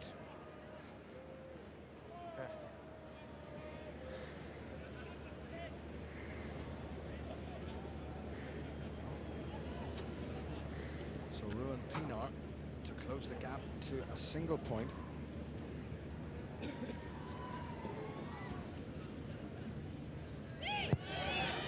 Got underneath it. And he's nailed it. Another excellent kick by the talented Mr. P. And it's Leinster 15 and Ulster 14. And about 16 minutes played in the second half. Sean Cronin has come on for Leinster. And he'll be relishing the prospect of locking horns with Rory Best, as indeed was this man, who had a quiet return to Leinster colours, but he's got game time, and that's important. Well, you want to see replacements coming on. Madigan gathered in by Trimble. Inside is 22. Didn't make a lot in the way of distance. You hear George Clancy in the background saying he was inside. Andrew Trimble knew that. It's a one-point game, Ryan. Everything you want from an interprovincial derby. It's been physical, it's been frenetic, it's a close scoreline, everything to play for in this second half, and it's clearly evident by the way the players have thrown themselves at every tackle what this game means. Didn't look altogether straight, that line-out throw. It's not straight. I think George Clancy's attention was called to it by his touch judge on the far side. Yeah, that was also, guys, at least you a left couple the of line meters before off the ball skew. was thrown. Okay. No, just once it's thrown. So also get the put into the scrum, coming up to the end of the third quarter of this game. Remember, it's been the best part of 14 years since Ulster won in Dublin. They've never won in this ground, the RDS. Remember, a few years ago, Ulster were leading until a certain Rocky Elsom took the Ulster side on all on his own. Break it up, easy. It's quite interesting that the front rows were behaving themselves until Sean Cronin came on, and now they've collapsed. And Mike Ross has hurt himself. Sometimes when the pressure's on and you lose your footing and it's so unexpected, you can get yourself twisted. And Ross, who's a pound or two away from 20 stones. Oh, yeah, okay. Looks like he's in a little bit Make sure you're on side at the trouble. scrum, okay? Leinster's replacement tight head is Jamie Hagan, a Leinsterman who played several seasons with Connacht and is off the London Irish pretty soon. You okay, We'll have three? to see whether Mike Ross can continue or not. Referees ask him if he's okay. Easy now. I'll referee it up here, okay? I'm pretty good here. Let's move it out here. Team decides we go again. So Leinster at the start of the second half, or just after the start of the second half, now 15-14. Mike Ross is grimacing. Now 33 years of age. Crouch! Watch the inside ball! Touch! Set! 1, 2, 3, 4. Down to Roddy Blue. Free kick against Leinster for early engagement. Good clever work by Ruan Pinar. Early engage in the scrum. It was all fine and dandy till Sean Cronin came on. What has he been doing in there? Just make sure you're onside, Free guys. kick to Make sure Ulster you're now. onside. They can't kick directly into touch, so they can. And Ruan Pinar's given it the most almighty Gary Owen. Well taken by Carney. Ran into one of his own players. Did he get an advantage? No, because they went backward. Andrew Trimble in there trying to disrupt. Inside, Leinster have made that secure. Ball was kicked from inside the 22. Great take by Gilroy. Gets it away to Dyack. Has men outside him. Cleverly done. Here comes Gilroy. Gets outside Nasewa. Gilroy still going. Good support play. This is better from Ulster. Tom Court has to give it. Jackson. Chris Henry takes it across the 22. Good pressure from Ulster. Here's Pinar. Stuart Olding. Gets inside Nathewa. Pinar. Chris Henry needs a bit of help. Gets it from Muller. Leo Cullen scrags. Pinar gets it away. Jackson. Ian Henderson. Needs to present. He does present. Pinar. Henry. Tries to cut an angle. Good support from Ricky Lutton. Pinar. Jackson. Great take by Jared Payne. Keeps in field. This is great pressure from Ulster. Pinar. Jackson. Rory Best. Big man for the big occasion. Pinar again. Jackson. Trimble. Trimble goes. Trimble still goes. He's close. Ulster a metre away. Pienaar. Now the corner flag is not touched. Has the try been given? I think it has, and it might just be Ian Henderson. Hard to see, but George Clancy has put the hand up, and we'll have to have another look at that, but that's the second Ulster try, and it takes them into the lead. A tremendous lead-up work. Andrew Trimble it was, who almost, Paddy Jackson takes it right to the line, couple of screen runners, handoff from Trimble, almost reaches out, and then watch the work by Ruan Pienaar here, just as the defender's retreating, draws the first man. Madigan's got his back to the play, retreating to get in defensive position. Try scored in the corner. Excellent lead-up work from Trimble. Recycles the ball.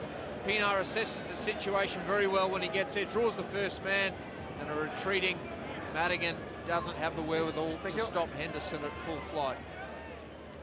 Well, only on the park, Ian Henderson gets his second league try, and this the conversion from Ruan Pienaar. Wrong side of the field for a normally right-footed round the corner kicker. So a tough angle into those floodlights for Pienaar. Got underneath it, needs to drift. Didn't quite make it. But what a turn round, 15-8 up Leinster. And it's now Leinster 15 and Ulster 19. So 11 points without reply by Ulster.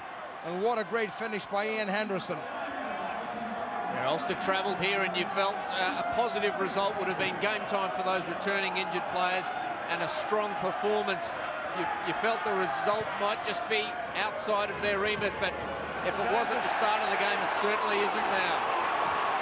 Goodman takes it on from an Ulster knock forward. Referee's playing advantage, but he'll stop and he'll give the scrum to Leinster. The ball was passed by Blue into a white player. It's a knock-on scrum, Blue ball. Roger Wilson on the field now. As anticipated, Ulster using their bench, some tired legs that haven't had a lot of rugby, ensuring everyone gets some running in the legs as they prepare for next week. Well, that back row of Henderson and Wilson and Henry is not a bad one to have, an all-international back row. Don't shift off. Don't shift Dyack off. is still on the park. I'm not quite sure who's gone off then. Maybe Chris Henry's gone off. Has he? Yeah, Chris Henry's gone off. I beg your pardon.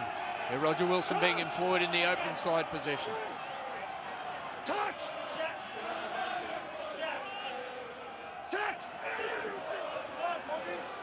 So Leinster need a try to go back into the lead. That's a good Ulster scrum. He's up in the narrow side. Taken by Ian Henderson, for whom great things are anticipated. Boss sets it up. Boss again. Sean Cronin not allowed to get up his traditional head of steam. Ooh, a bit of stamping there by Leo Cullen, who's got a bit of previous in that respect. Nathewa tackled by Olding. Seemed to be nudged forward. It was nudged forward. Certainly the second time. Leinster crowd complaining that an Ulster hand may have got it and put it to ground. You got your hand. And Isaac Voss thinks so too. Let's have another look at that. There's the ball went loose. Good tackle by Stuart Olding on Nathewa. There was a wee nudge forward. 1 second. Well, did Dan Tilley rip it out of Voss's hands? Maybe he did. Leinster bringing on some replacements. The bewhiskered Jamie Hagan is coming on. Oh, yeah, thanks. And Rhys Ruddock is coming on.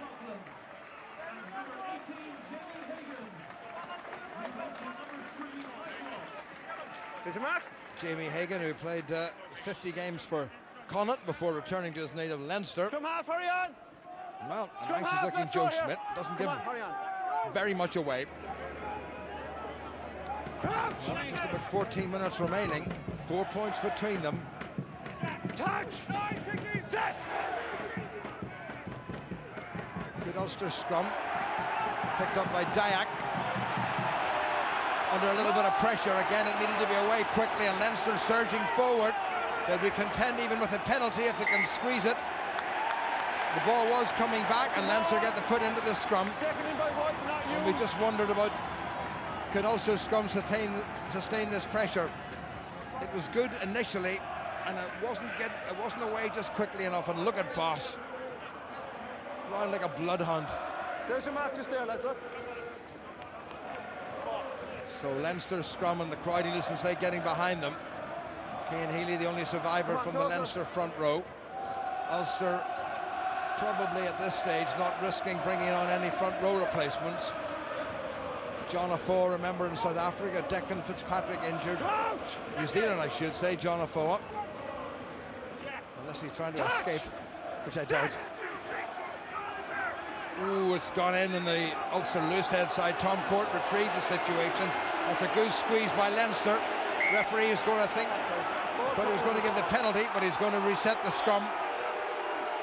It's gone down immediately. Leinster replacements being very effective, aren't they? Yeah, and I can't imagine they'll be letting this ball out whilst they're moving forward.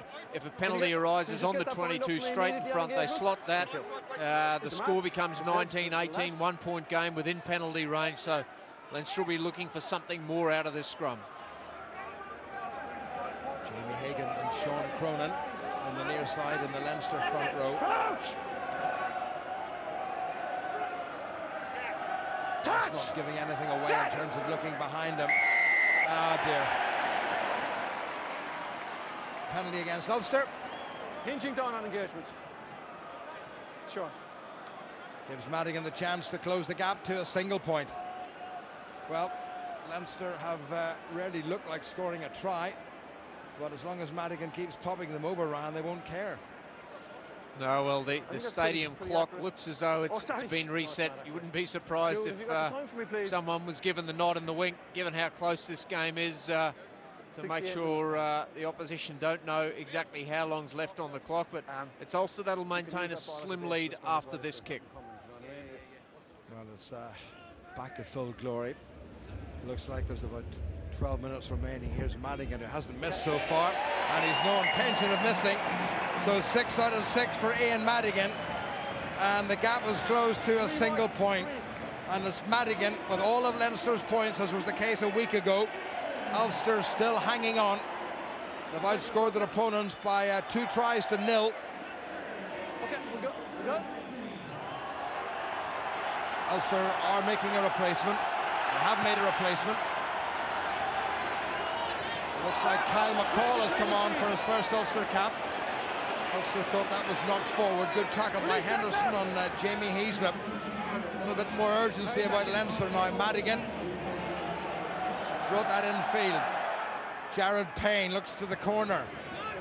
That's a clever kick. It needs to bounce. Oh, it's set up nicely for Leinster and for Madigan. Back inside. Boston a little bit of trouble. Tackled by Rory Best. Ulster trying to keep the squeeze on. There's an Ulster player down with cramp on the far side. Jamie Heaslip, Leinster's skipper, sets it up. Boss. Well taken.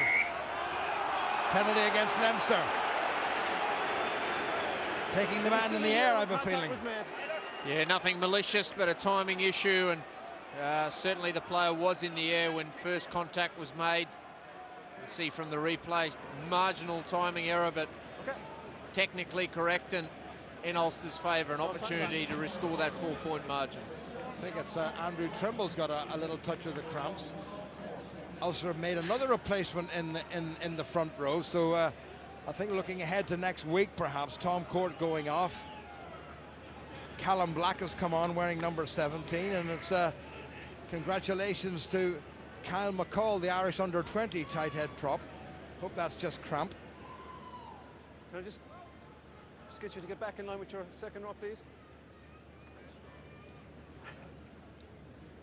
Well, 10 minutes remaining. Ruan Pienaar from a long way out on the wrong side of the field for him. This just to restore a 4-point cushion. Needs to carry, and it does. Excellent kick by Ruan Pienaar.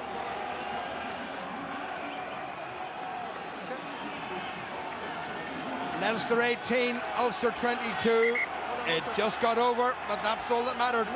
This next 9 minutes is crucial for Ulster's ambitions to get a home semi-final in this Rabo Direct Pro 12. If they can get the points on this occasion with the running that they've got, there's every chance they can nail a top 2 spot and the benefits that come from a home semi-final. Peter Nelson has come on for the Andrew Trimble. That was knocked back by Ulster. 2 knock-ons, and the first is by White, then blue, scrum. First one, though, was knocked forward by Ulster, and the referee's given the scrum to Leinster. And listen to this packed crowd here at the RDS.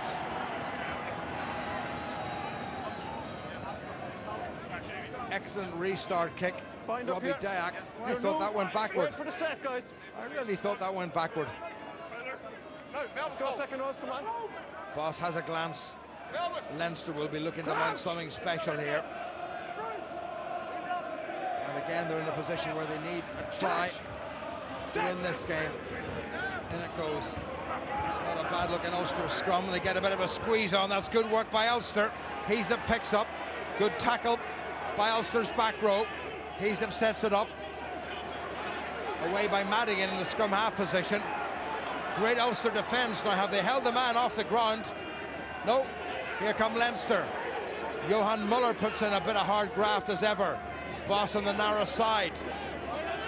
Leinster trying to make some ground up that far touchline. Here's Boss again. Healy, who hasn't been replaced. Boss. Madigan. Heaslip, who does well to get across the 10-metre line. Ulster tackling their hearts out at the moment. Boss. Taken on by Rhys Ruddock. Boss again.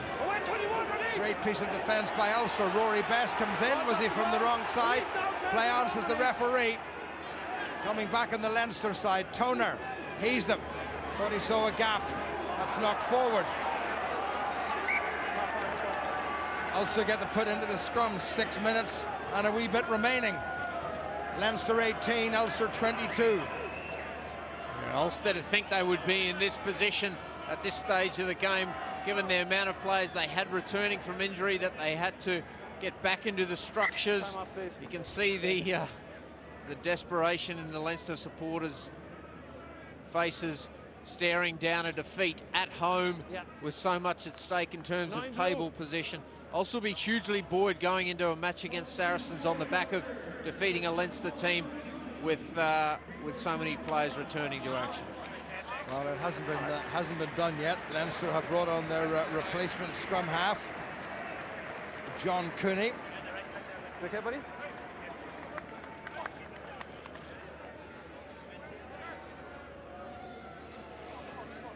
Bit of a stoppage, a little bit of treatment being Okay, given guys, you good to to go?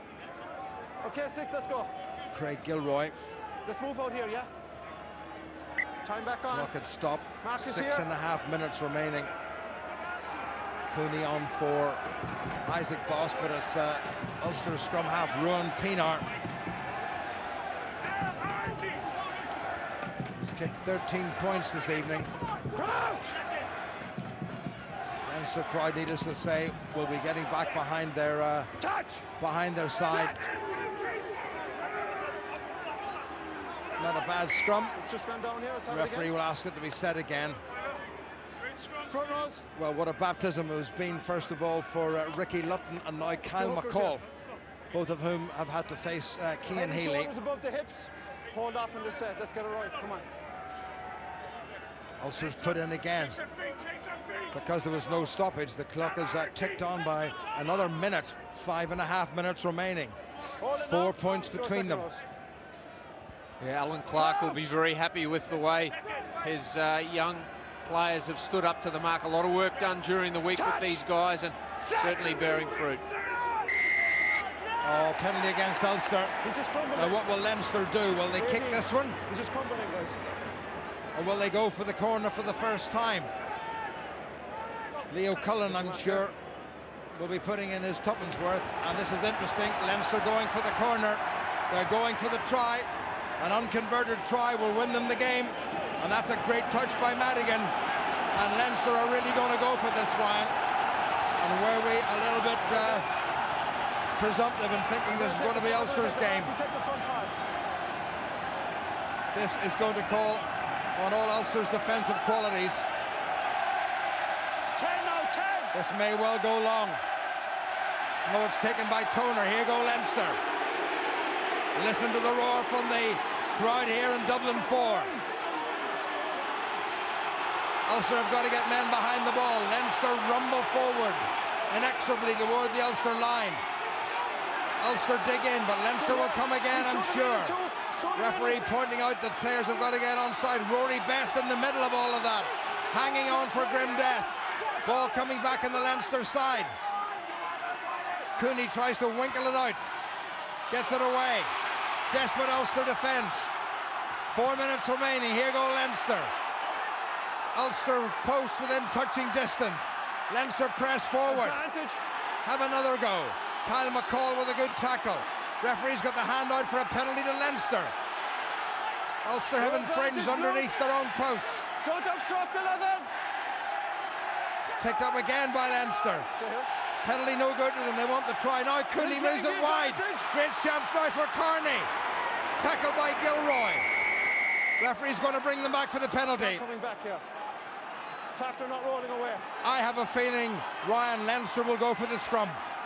Yeah, with the time left on the clock, approaching 3 minutes, no other option but scrum. Bring the players in. Surprised they didn't just take the tap and move forward, but obviously the confidence in their scrum, they could well look for this pushover, but only 3 minutes left. They'll be doing well to achieve that in the time remaining.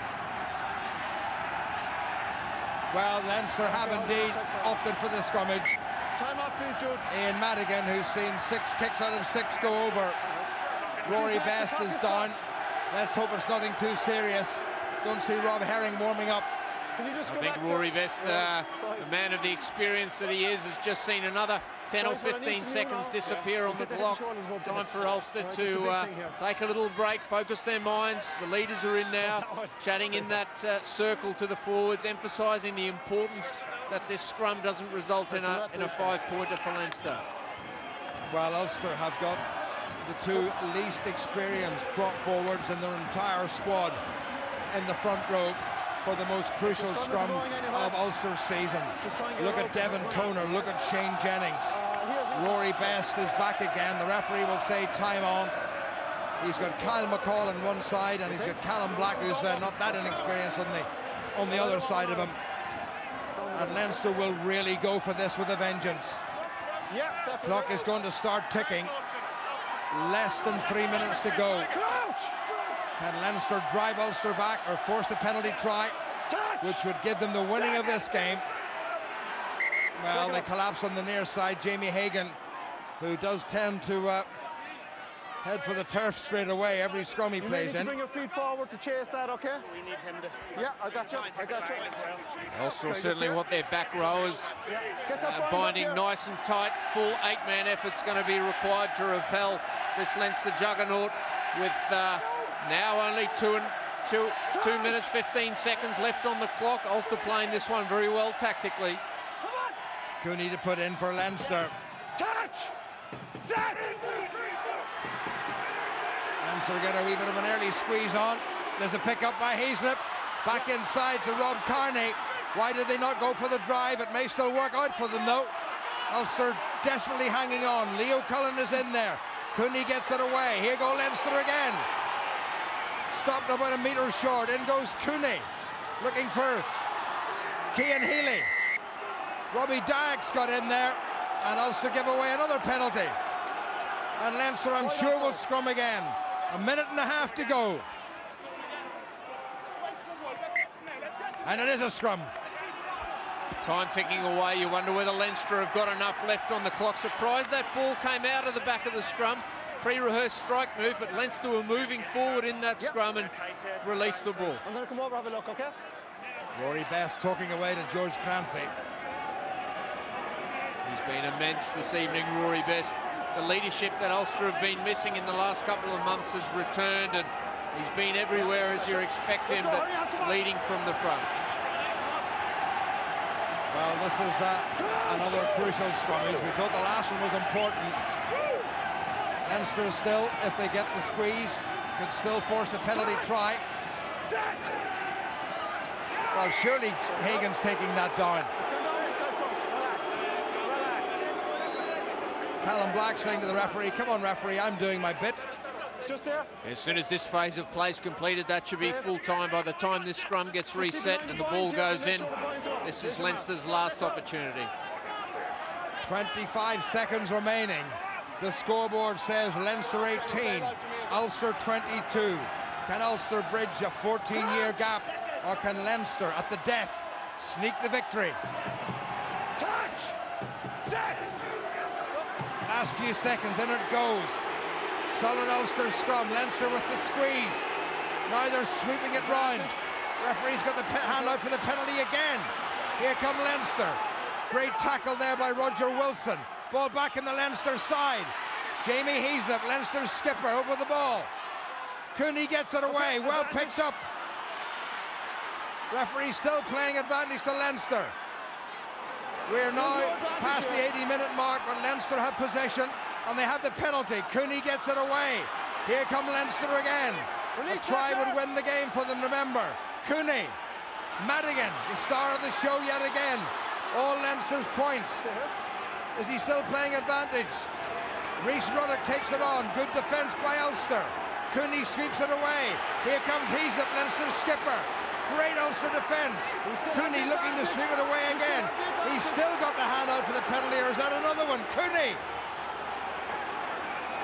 Ulster putting everything. Tired bodies on the line. Here goes Madigan. Not forward. Oh, it's a penalty. Referee says no, it is a penalty. Mark is back here for offside. Well, there's time for the scrum for Leinster. Unless Nasewa goes to take it a quick tap himself. There is time for the scrum. This is an incredible end of this game here at the RDS. Yeah, no, you have time for a scrum. Ulster 4 points up. That's your decision, is it? The wise old head, Leo Cullen. Referee tells him it's his decision. He's going for the scrum. Joe Smith. I'm sure fingers and toes are crossed. Yeah, there's offside. There's an offside here. Yeah. This will have to be the last play. Yeah. Leo Cullen debating the matter with George Clancy. Now, they've tried 3, possibly 4 times to squeeze a penalty try. They'll go for it again, I'm sure. And regardless of how this last minute or two pans out, huge amount of plaudits must go to Ulster. Such inexperience in the tight head possession. Players returning from injury, having to be brought back into the system. It's been a hugely courageous performance away from home. Well, the referee's not happy with the way the front rows are squaring up. Well, Kyle McCall, the replacement Ulster's tight head side, will have a debut to remember. Let's go. Well past the allotted 80 minutes. Leinster 18, Ulster 22. The last set piece of this game. In it goes. Not a bad squeeze by Ulster. Can they hold it? Yeah. There's the pickup yet again. Here come Leinster. Heaslip takes it on. Cooney. Rhys Ruddock. There are the Ulster posts. There is the ball. And with the ball is Cian Healy. Leaves it for Cooney. Jennings. Great tackling by Ulster. Cooney again. Heaslip. Gets it away. Carney. Great defence. Against who? Touch judge on the near side has got his hand out for some kind of an infringement, or his flag out. Leinster still pressing forward. Is there a try in them? Leo Cullen. Who's the flag against? Cooney again. Madigan can't get through. Desperate Ulster defence. Ball goes loose. Referee still playing advantage. Well, this is just amazing finish to this game. Cronin, Shirley. Great tackle by Robbie Dyack. Away still by Leinster. How much more can this Ulster defence, battered and bruised, take? Cooney again. Cian Healy taken off at the ankles by Stuart Olding. Surely if they move it. Here comes Carney, trying everything he has. Pienaar with the tackle. Henderson in there as well. He's legal. Referee blows the whistle. I have a flag over here. Game is not over. He says he's got a flag over on the near side, and I'm not sure who it's against, whether it's against Ulster, whether it's against Leinster. If it's against Ulster, it'll be another penalty. In the play earlier on, the 15 white came out and took out a potential receiver of the pass, obstruction. Okay. Right? Just in the corner here. All right. Jared Payne's been against 15 flagged for obstruction, so it's going to be a penalty. 15 white. Oh, for goodness sake, at the end of the game, Jared Payne's going to be sin-binned. Yeah, I'm serious. Well, he shakes his head in disbelief, so Ulster will finish the game down to 14 men, and it's going to be another Leinster penalty, and they will have time yet again for the scrum. And Ulster will wonder what more they have to do to get this result. They've played for the full 80. There's an additional probably 5 minutes going to be played at the end of it. If that's what the card is for, you'd wonder why it was even a penalty, let alone a card. Dear me.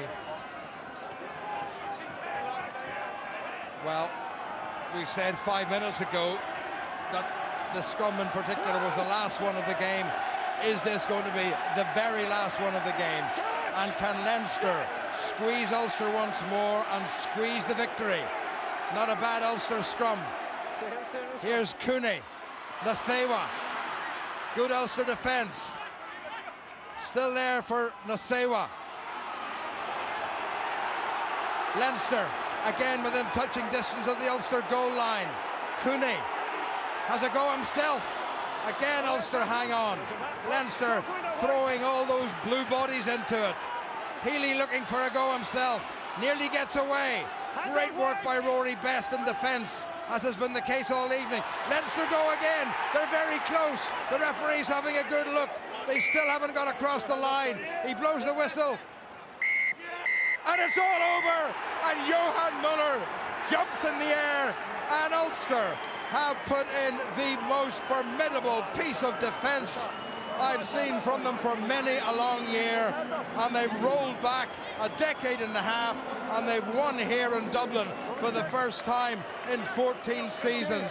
What a finish, Ryan Constable. Incredible, looking at the form guide coming into this game, with Ulster having players out injured, the unavailability of Afoa, you never felt they'd be able to get the victory. The creativity they showed in the first half, backed up by the urgency, the intensity and the appetite for the physical they displayed throughout the full 85 minutes, has led to this very well-deserved victory. Yeah, just double check it. Well, the referee has blown the whistle for the end of the game, and for some reason they're thinking about going upstairs to see if there was a try scored. I can't see anything there. I thought George Clancy had blown for the end of the game, and if he's blown for the end of the game, then he can't go upstairs. This is Cronin. I don't think he's got that down. I don't think there's any doubt about that. I think Kyle McCall, chunky little prop that he is, has got himself underneath Sean Cronin's outstretched arm, and Ulster may well have prevented the try. And what drama at the end of this, and Rory Best is standing, George, and they've actually going upstairs to the TMO was held Jude up, Quinn. no try. No try. It is no try, says Jude Quinn, and confirmation after a nail-biting couple of minutes that Ulster have won the most extraordinary victory here at the RDS. Well, it sets them up for two things. One, it gives them a realistic chance of getting a home semi-final in the Pro 12. And secondly, it gives them momentum going away to Saracens next week. That was crucial out of this game. It's been achieved. 12-8 down at half-time, 15-8 down a few minutes into the second half. Ulster have come back in remarkable fashion to win this game in Dublin. Final score, Leinster 18 and Ulster 22.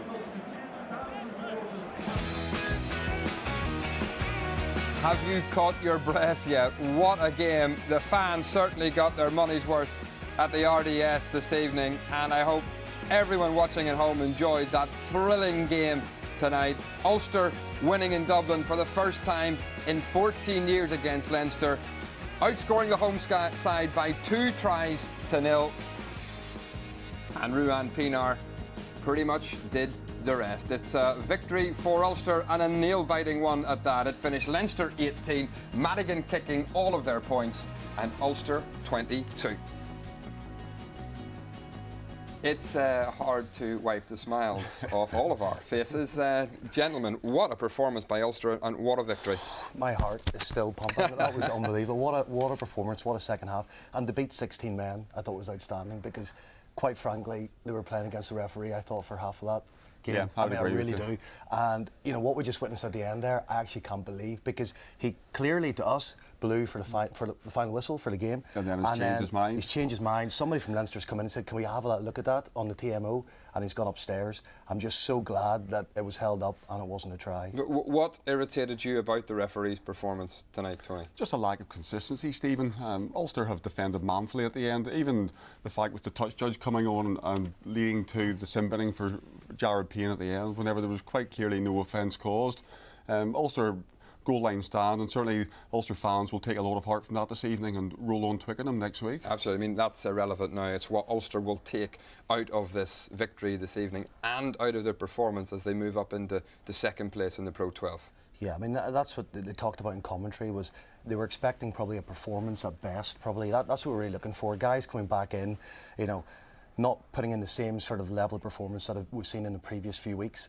And they've done a lot more than that. They don't even put in a performance. They've got a victory. You know, they haven't won down there since '99.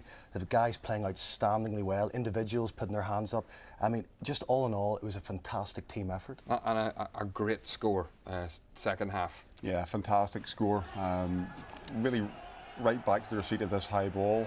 Ulster again offloading the tackle, Stephen. Keep the ball alive and using the full width of the pitch, which is something that we saw really well in the first half. And just that continuity phase, we talked about this in the first half, that whenever they got into the Leinster 22 they had to get scores, and we did. Andrew Trimble outstanding again for a full 80 minutes this evening. Man of the match for you? Yeah, I think for Bryn and I both. You know, he led by example, and big Ian Henderson just shows the composure of a 30-year-old, never mind a 20-year-old, in terms of keeping his width again, but has the clear mind and the presence to get the ball in the right hand. Nice low body position. You'll see him stretch in the corner here and score, and then Pinar knocked over the conversion as well. And Bryn, it all started from that great fielding of the high ball from Barry Jackson, who, is it fair to say, didn't really put a foot wrong tonight? No, he was outstanding. Answered a lot of critics too. Outstanding tonight. I mean, that's what we're saying. Collectively, they were outstanding, and individually, they were outstanding. I thought Jackson had a super game. Trimble, I agree, man of the match. And what was very good about that try was they were patient. You know, they didn't force the issue. You know, Henderson was clever. He kept his width there. The Leinster guys obviously took their eyes off him. He obviously called for the ball, and he did well to dive in nice and low and on the right hand, as Tony alluded to. So just outstanding, 1 to 15. Some of the referees' decisions tonight caught your eye in particular. Yeah, I think Bryn and I both agree. Just this one just before half-time. Inconsistency, Stephen. Very, very difficult for the tackler in that position to get away, specifically whenever there are... He's on his own, even in this one here again. I think it's Johan Muller that's penalised, but there's actually a Leinster guy deliberately lying on top of him, stopping him moving away. Scrum was disintegrated a little bit in the second half. Obviously a number of changes and an inexperienced Ulster front row at the end. But again, they've held their own in that last 5 or 10 minutes, whenever there's been maybe 5, 10, 15 scrums inside their own 10-metre line. And young Kyle McCall, I think it was actually him who held up the ball at the end and saved that try. I mean, one of the things tonight which Ulster certainly have improved on in recent weeks was their defence, especially when you watch it at the end tonight. Real commitment in there. It was such determination, such commitment to hold their line and hold them out. And I think we mentioned about half-time that if they just have faith in their defence and don't give away the penalties, they'll be able to hold Leinster out. I mean, their commitment here to getting out of the rucks, constantly shouting at each other to move out, get their spacing right, to attack the ball carrier all the time, to slow that ball down, you know, incredibly difficult. We see there just at the very end, you know, holding the ball up over the line. Just fantastic, you know, every single one of them put their bodies on the line tonight, and they'll be sore, there's no doubt about that, but they'll be immensely proud. OK, let's hear from one of Ulster's star performers tonight, Ruan Pinar. Well, Ruan, you've been involved in some tight finishes with Ulster in your time. Where does that one rank? Yeah, it's probably right up there. It was a massive battle. We knew we were going to be in for it today, and I think we haven't had a win here for 13 years, so it's a special one for us. But we'll stay humble. It's been a tough couple of weeks previously, and to get a result like this is brilliant. What does this performance and this result do for your season? Yeah, I mean, like I said, it's been a tough couple of weeks.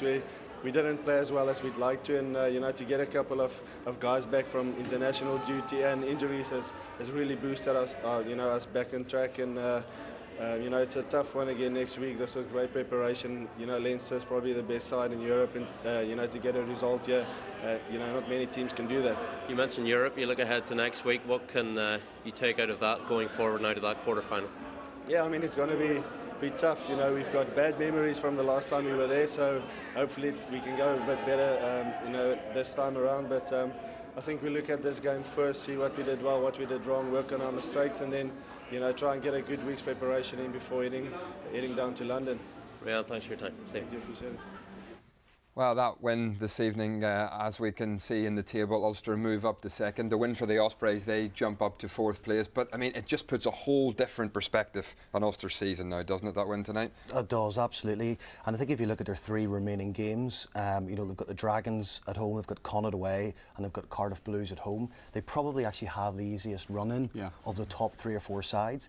So that win, you can't underestimate how important that win was. That puts them in a great opportunity now for a home semi-final. In terms of that as well, Stephen, the Ospreys are still a big factor to play in this, but they also have to travel to Glasgow and have to travel to Leinster, so potentially Ulster have maybe the easier run in out of the top 4 or 5 sides in the table. I mean, there's the remaining fixtures in the Pro 12. Glasgow obviously have to play the Ospreys, as do Leinster. Yeah, as Tony said, they definitely have a slightly more difficult run in, and we probably didn't predict that tonight, and that's put Ulster in the ascendancy now. That'll give them a huge amount of confidence now leading into the rest of the season, and they will firmly believe that they can win all 3 of those games. I mean, that's what it's done for the Pro 12, but what it's done going into next week's game, I mean, is immeasurable. Absolutely, it's just a massive lift in confidence, Stephen. Bryn said there'll be a few knocks and bangs, but you can be guaranteed that everybody will be out there on Monday at training, and the confidence this will take. But more importantly, Saracens will maybe take note of that this evening as well. Before this evening, certainly the form guide would have said that Saracens would have been possibly clear favourites, but there'll be a few guys writing some newspaper columns tomorrow morning who will be waking up and thinking, hang on a minute, Ulster are maybe not as bad as we thought they have been, and form-wise we can go there. Yes, I think Saracens will be favourites, but we go there with nothing to fear. Andrew Trimble showed tonight what Ireland missed during the Six Nations, didn't he?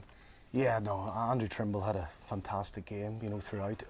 His energy and hunger to get the ball in his hands was just outstanding. He was cutting wonderful lines, hitting switch lines, identifying where the space was, and also being patient with the ball. And he's so physical in the contact. And then there as well, we see a little offload, his deft touch. And here, as I talked about earlier, the patience and the ability to roll his body, just to make sure he gets the right angle to present that ball again.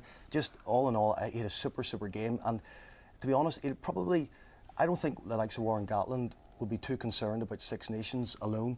He'll put his hand up now, potentially for British Lions. Do you think so, really? Yeah. I think so. I mean, obviously, this evening, one thing that absolutely jumped out of Ulster's performance that's been missing in recent weeks was that intensity and the commitment tonight. And obviously, whatever has been said this week, Ulster knew that this was going to be a pivotal moment in the season. Yeah, that's it, pivotal. I think things obviously have been said, but you can't underestimate, Stephen, the return of certain personnel. Rory Best and Chris Henry led from the front. I think Bryn said from the first facet of play, they brought about one of these choke tackles and turnover, and that's something that's been missing from our game. I think there's 2 or 3 occasions in that second half where I think one that springs to mind is a kick and chase from Craig Gilroy, and the first man there in support is Rory Best. But how often do you see that? I mean, Rory's work rate is just phenomenal. And he's like an extra 7. He's like an extra back row there. Doing the choke tackle, getting over the ball, slowing the ball up, which was so important in that last 5 minutes of the game. But no better way to go into a Saracens game in a quarter-final of Europe than to beat the reigning European champions, Tony. Yeah, absolutely. In style as well. It hasn't been done 13, 14 years. I don't think anybody gave Ulster a chance this evening going down there. They've come out, they've rolled their sleeves up. Everything that's been put in front of them, including the referee, they've managed to turn over. And they can only take this forward for next week. There's a lot of confidence there now. And as you say, beating the European champions is quite a feat. And credit to the coach, Mark Anscombe, who's obviously pulled the senior players in this week and told them this is the week we've got to make a difference if we're to salvage our season. Yeah, I think so. And there are a couple of individuals that probably would have been disappointed with their performances over the last couple of weeks. They really stepped up to the plate as well. Every single one of them, not just 1 to 15, but the subs as well, made a terrific impact tonight. And, they will be hugely proud of that. And rugby is a momentum game, you know, and they've got momentum now leading into next week. It is about confidence, isn't it? I mean, obviously that's what was missing in recent weeks, but they've got that in bucket loads now. As Tony said earlier, you know, about the Saracens game, you know, a week ago, everybody was writing Ulster off. Yeah. They wouldn't have been a couple of months ago, but they were last week. Now all of a sudden that will have changed People again. are sitting up and taking notice after this performance tonight that Ulster are back and the season has got lots to play for. Okay, yeah, they certainly are. Thank you very much for your company this evening.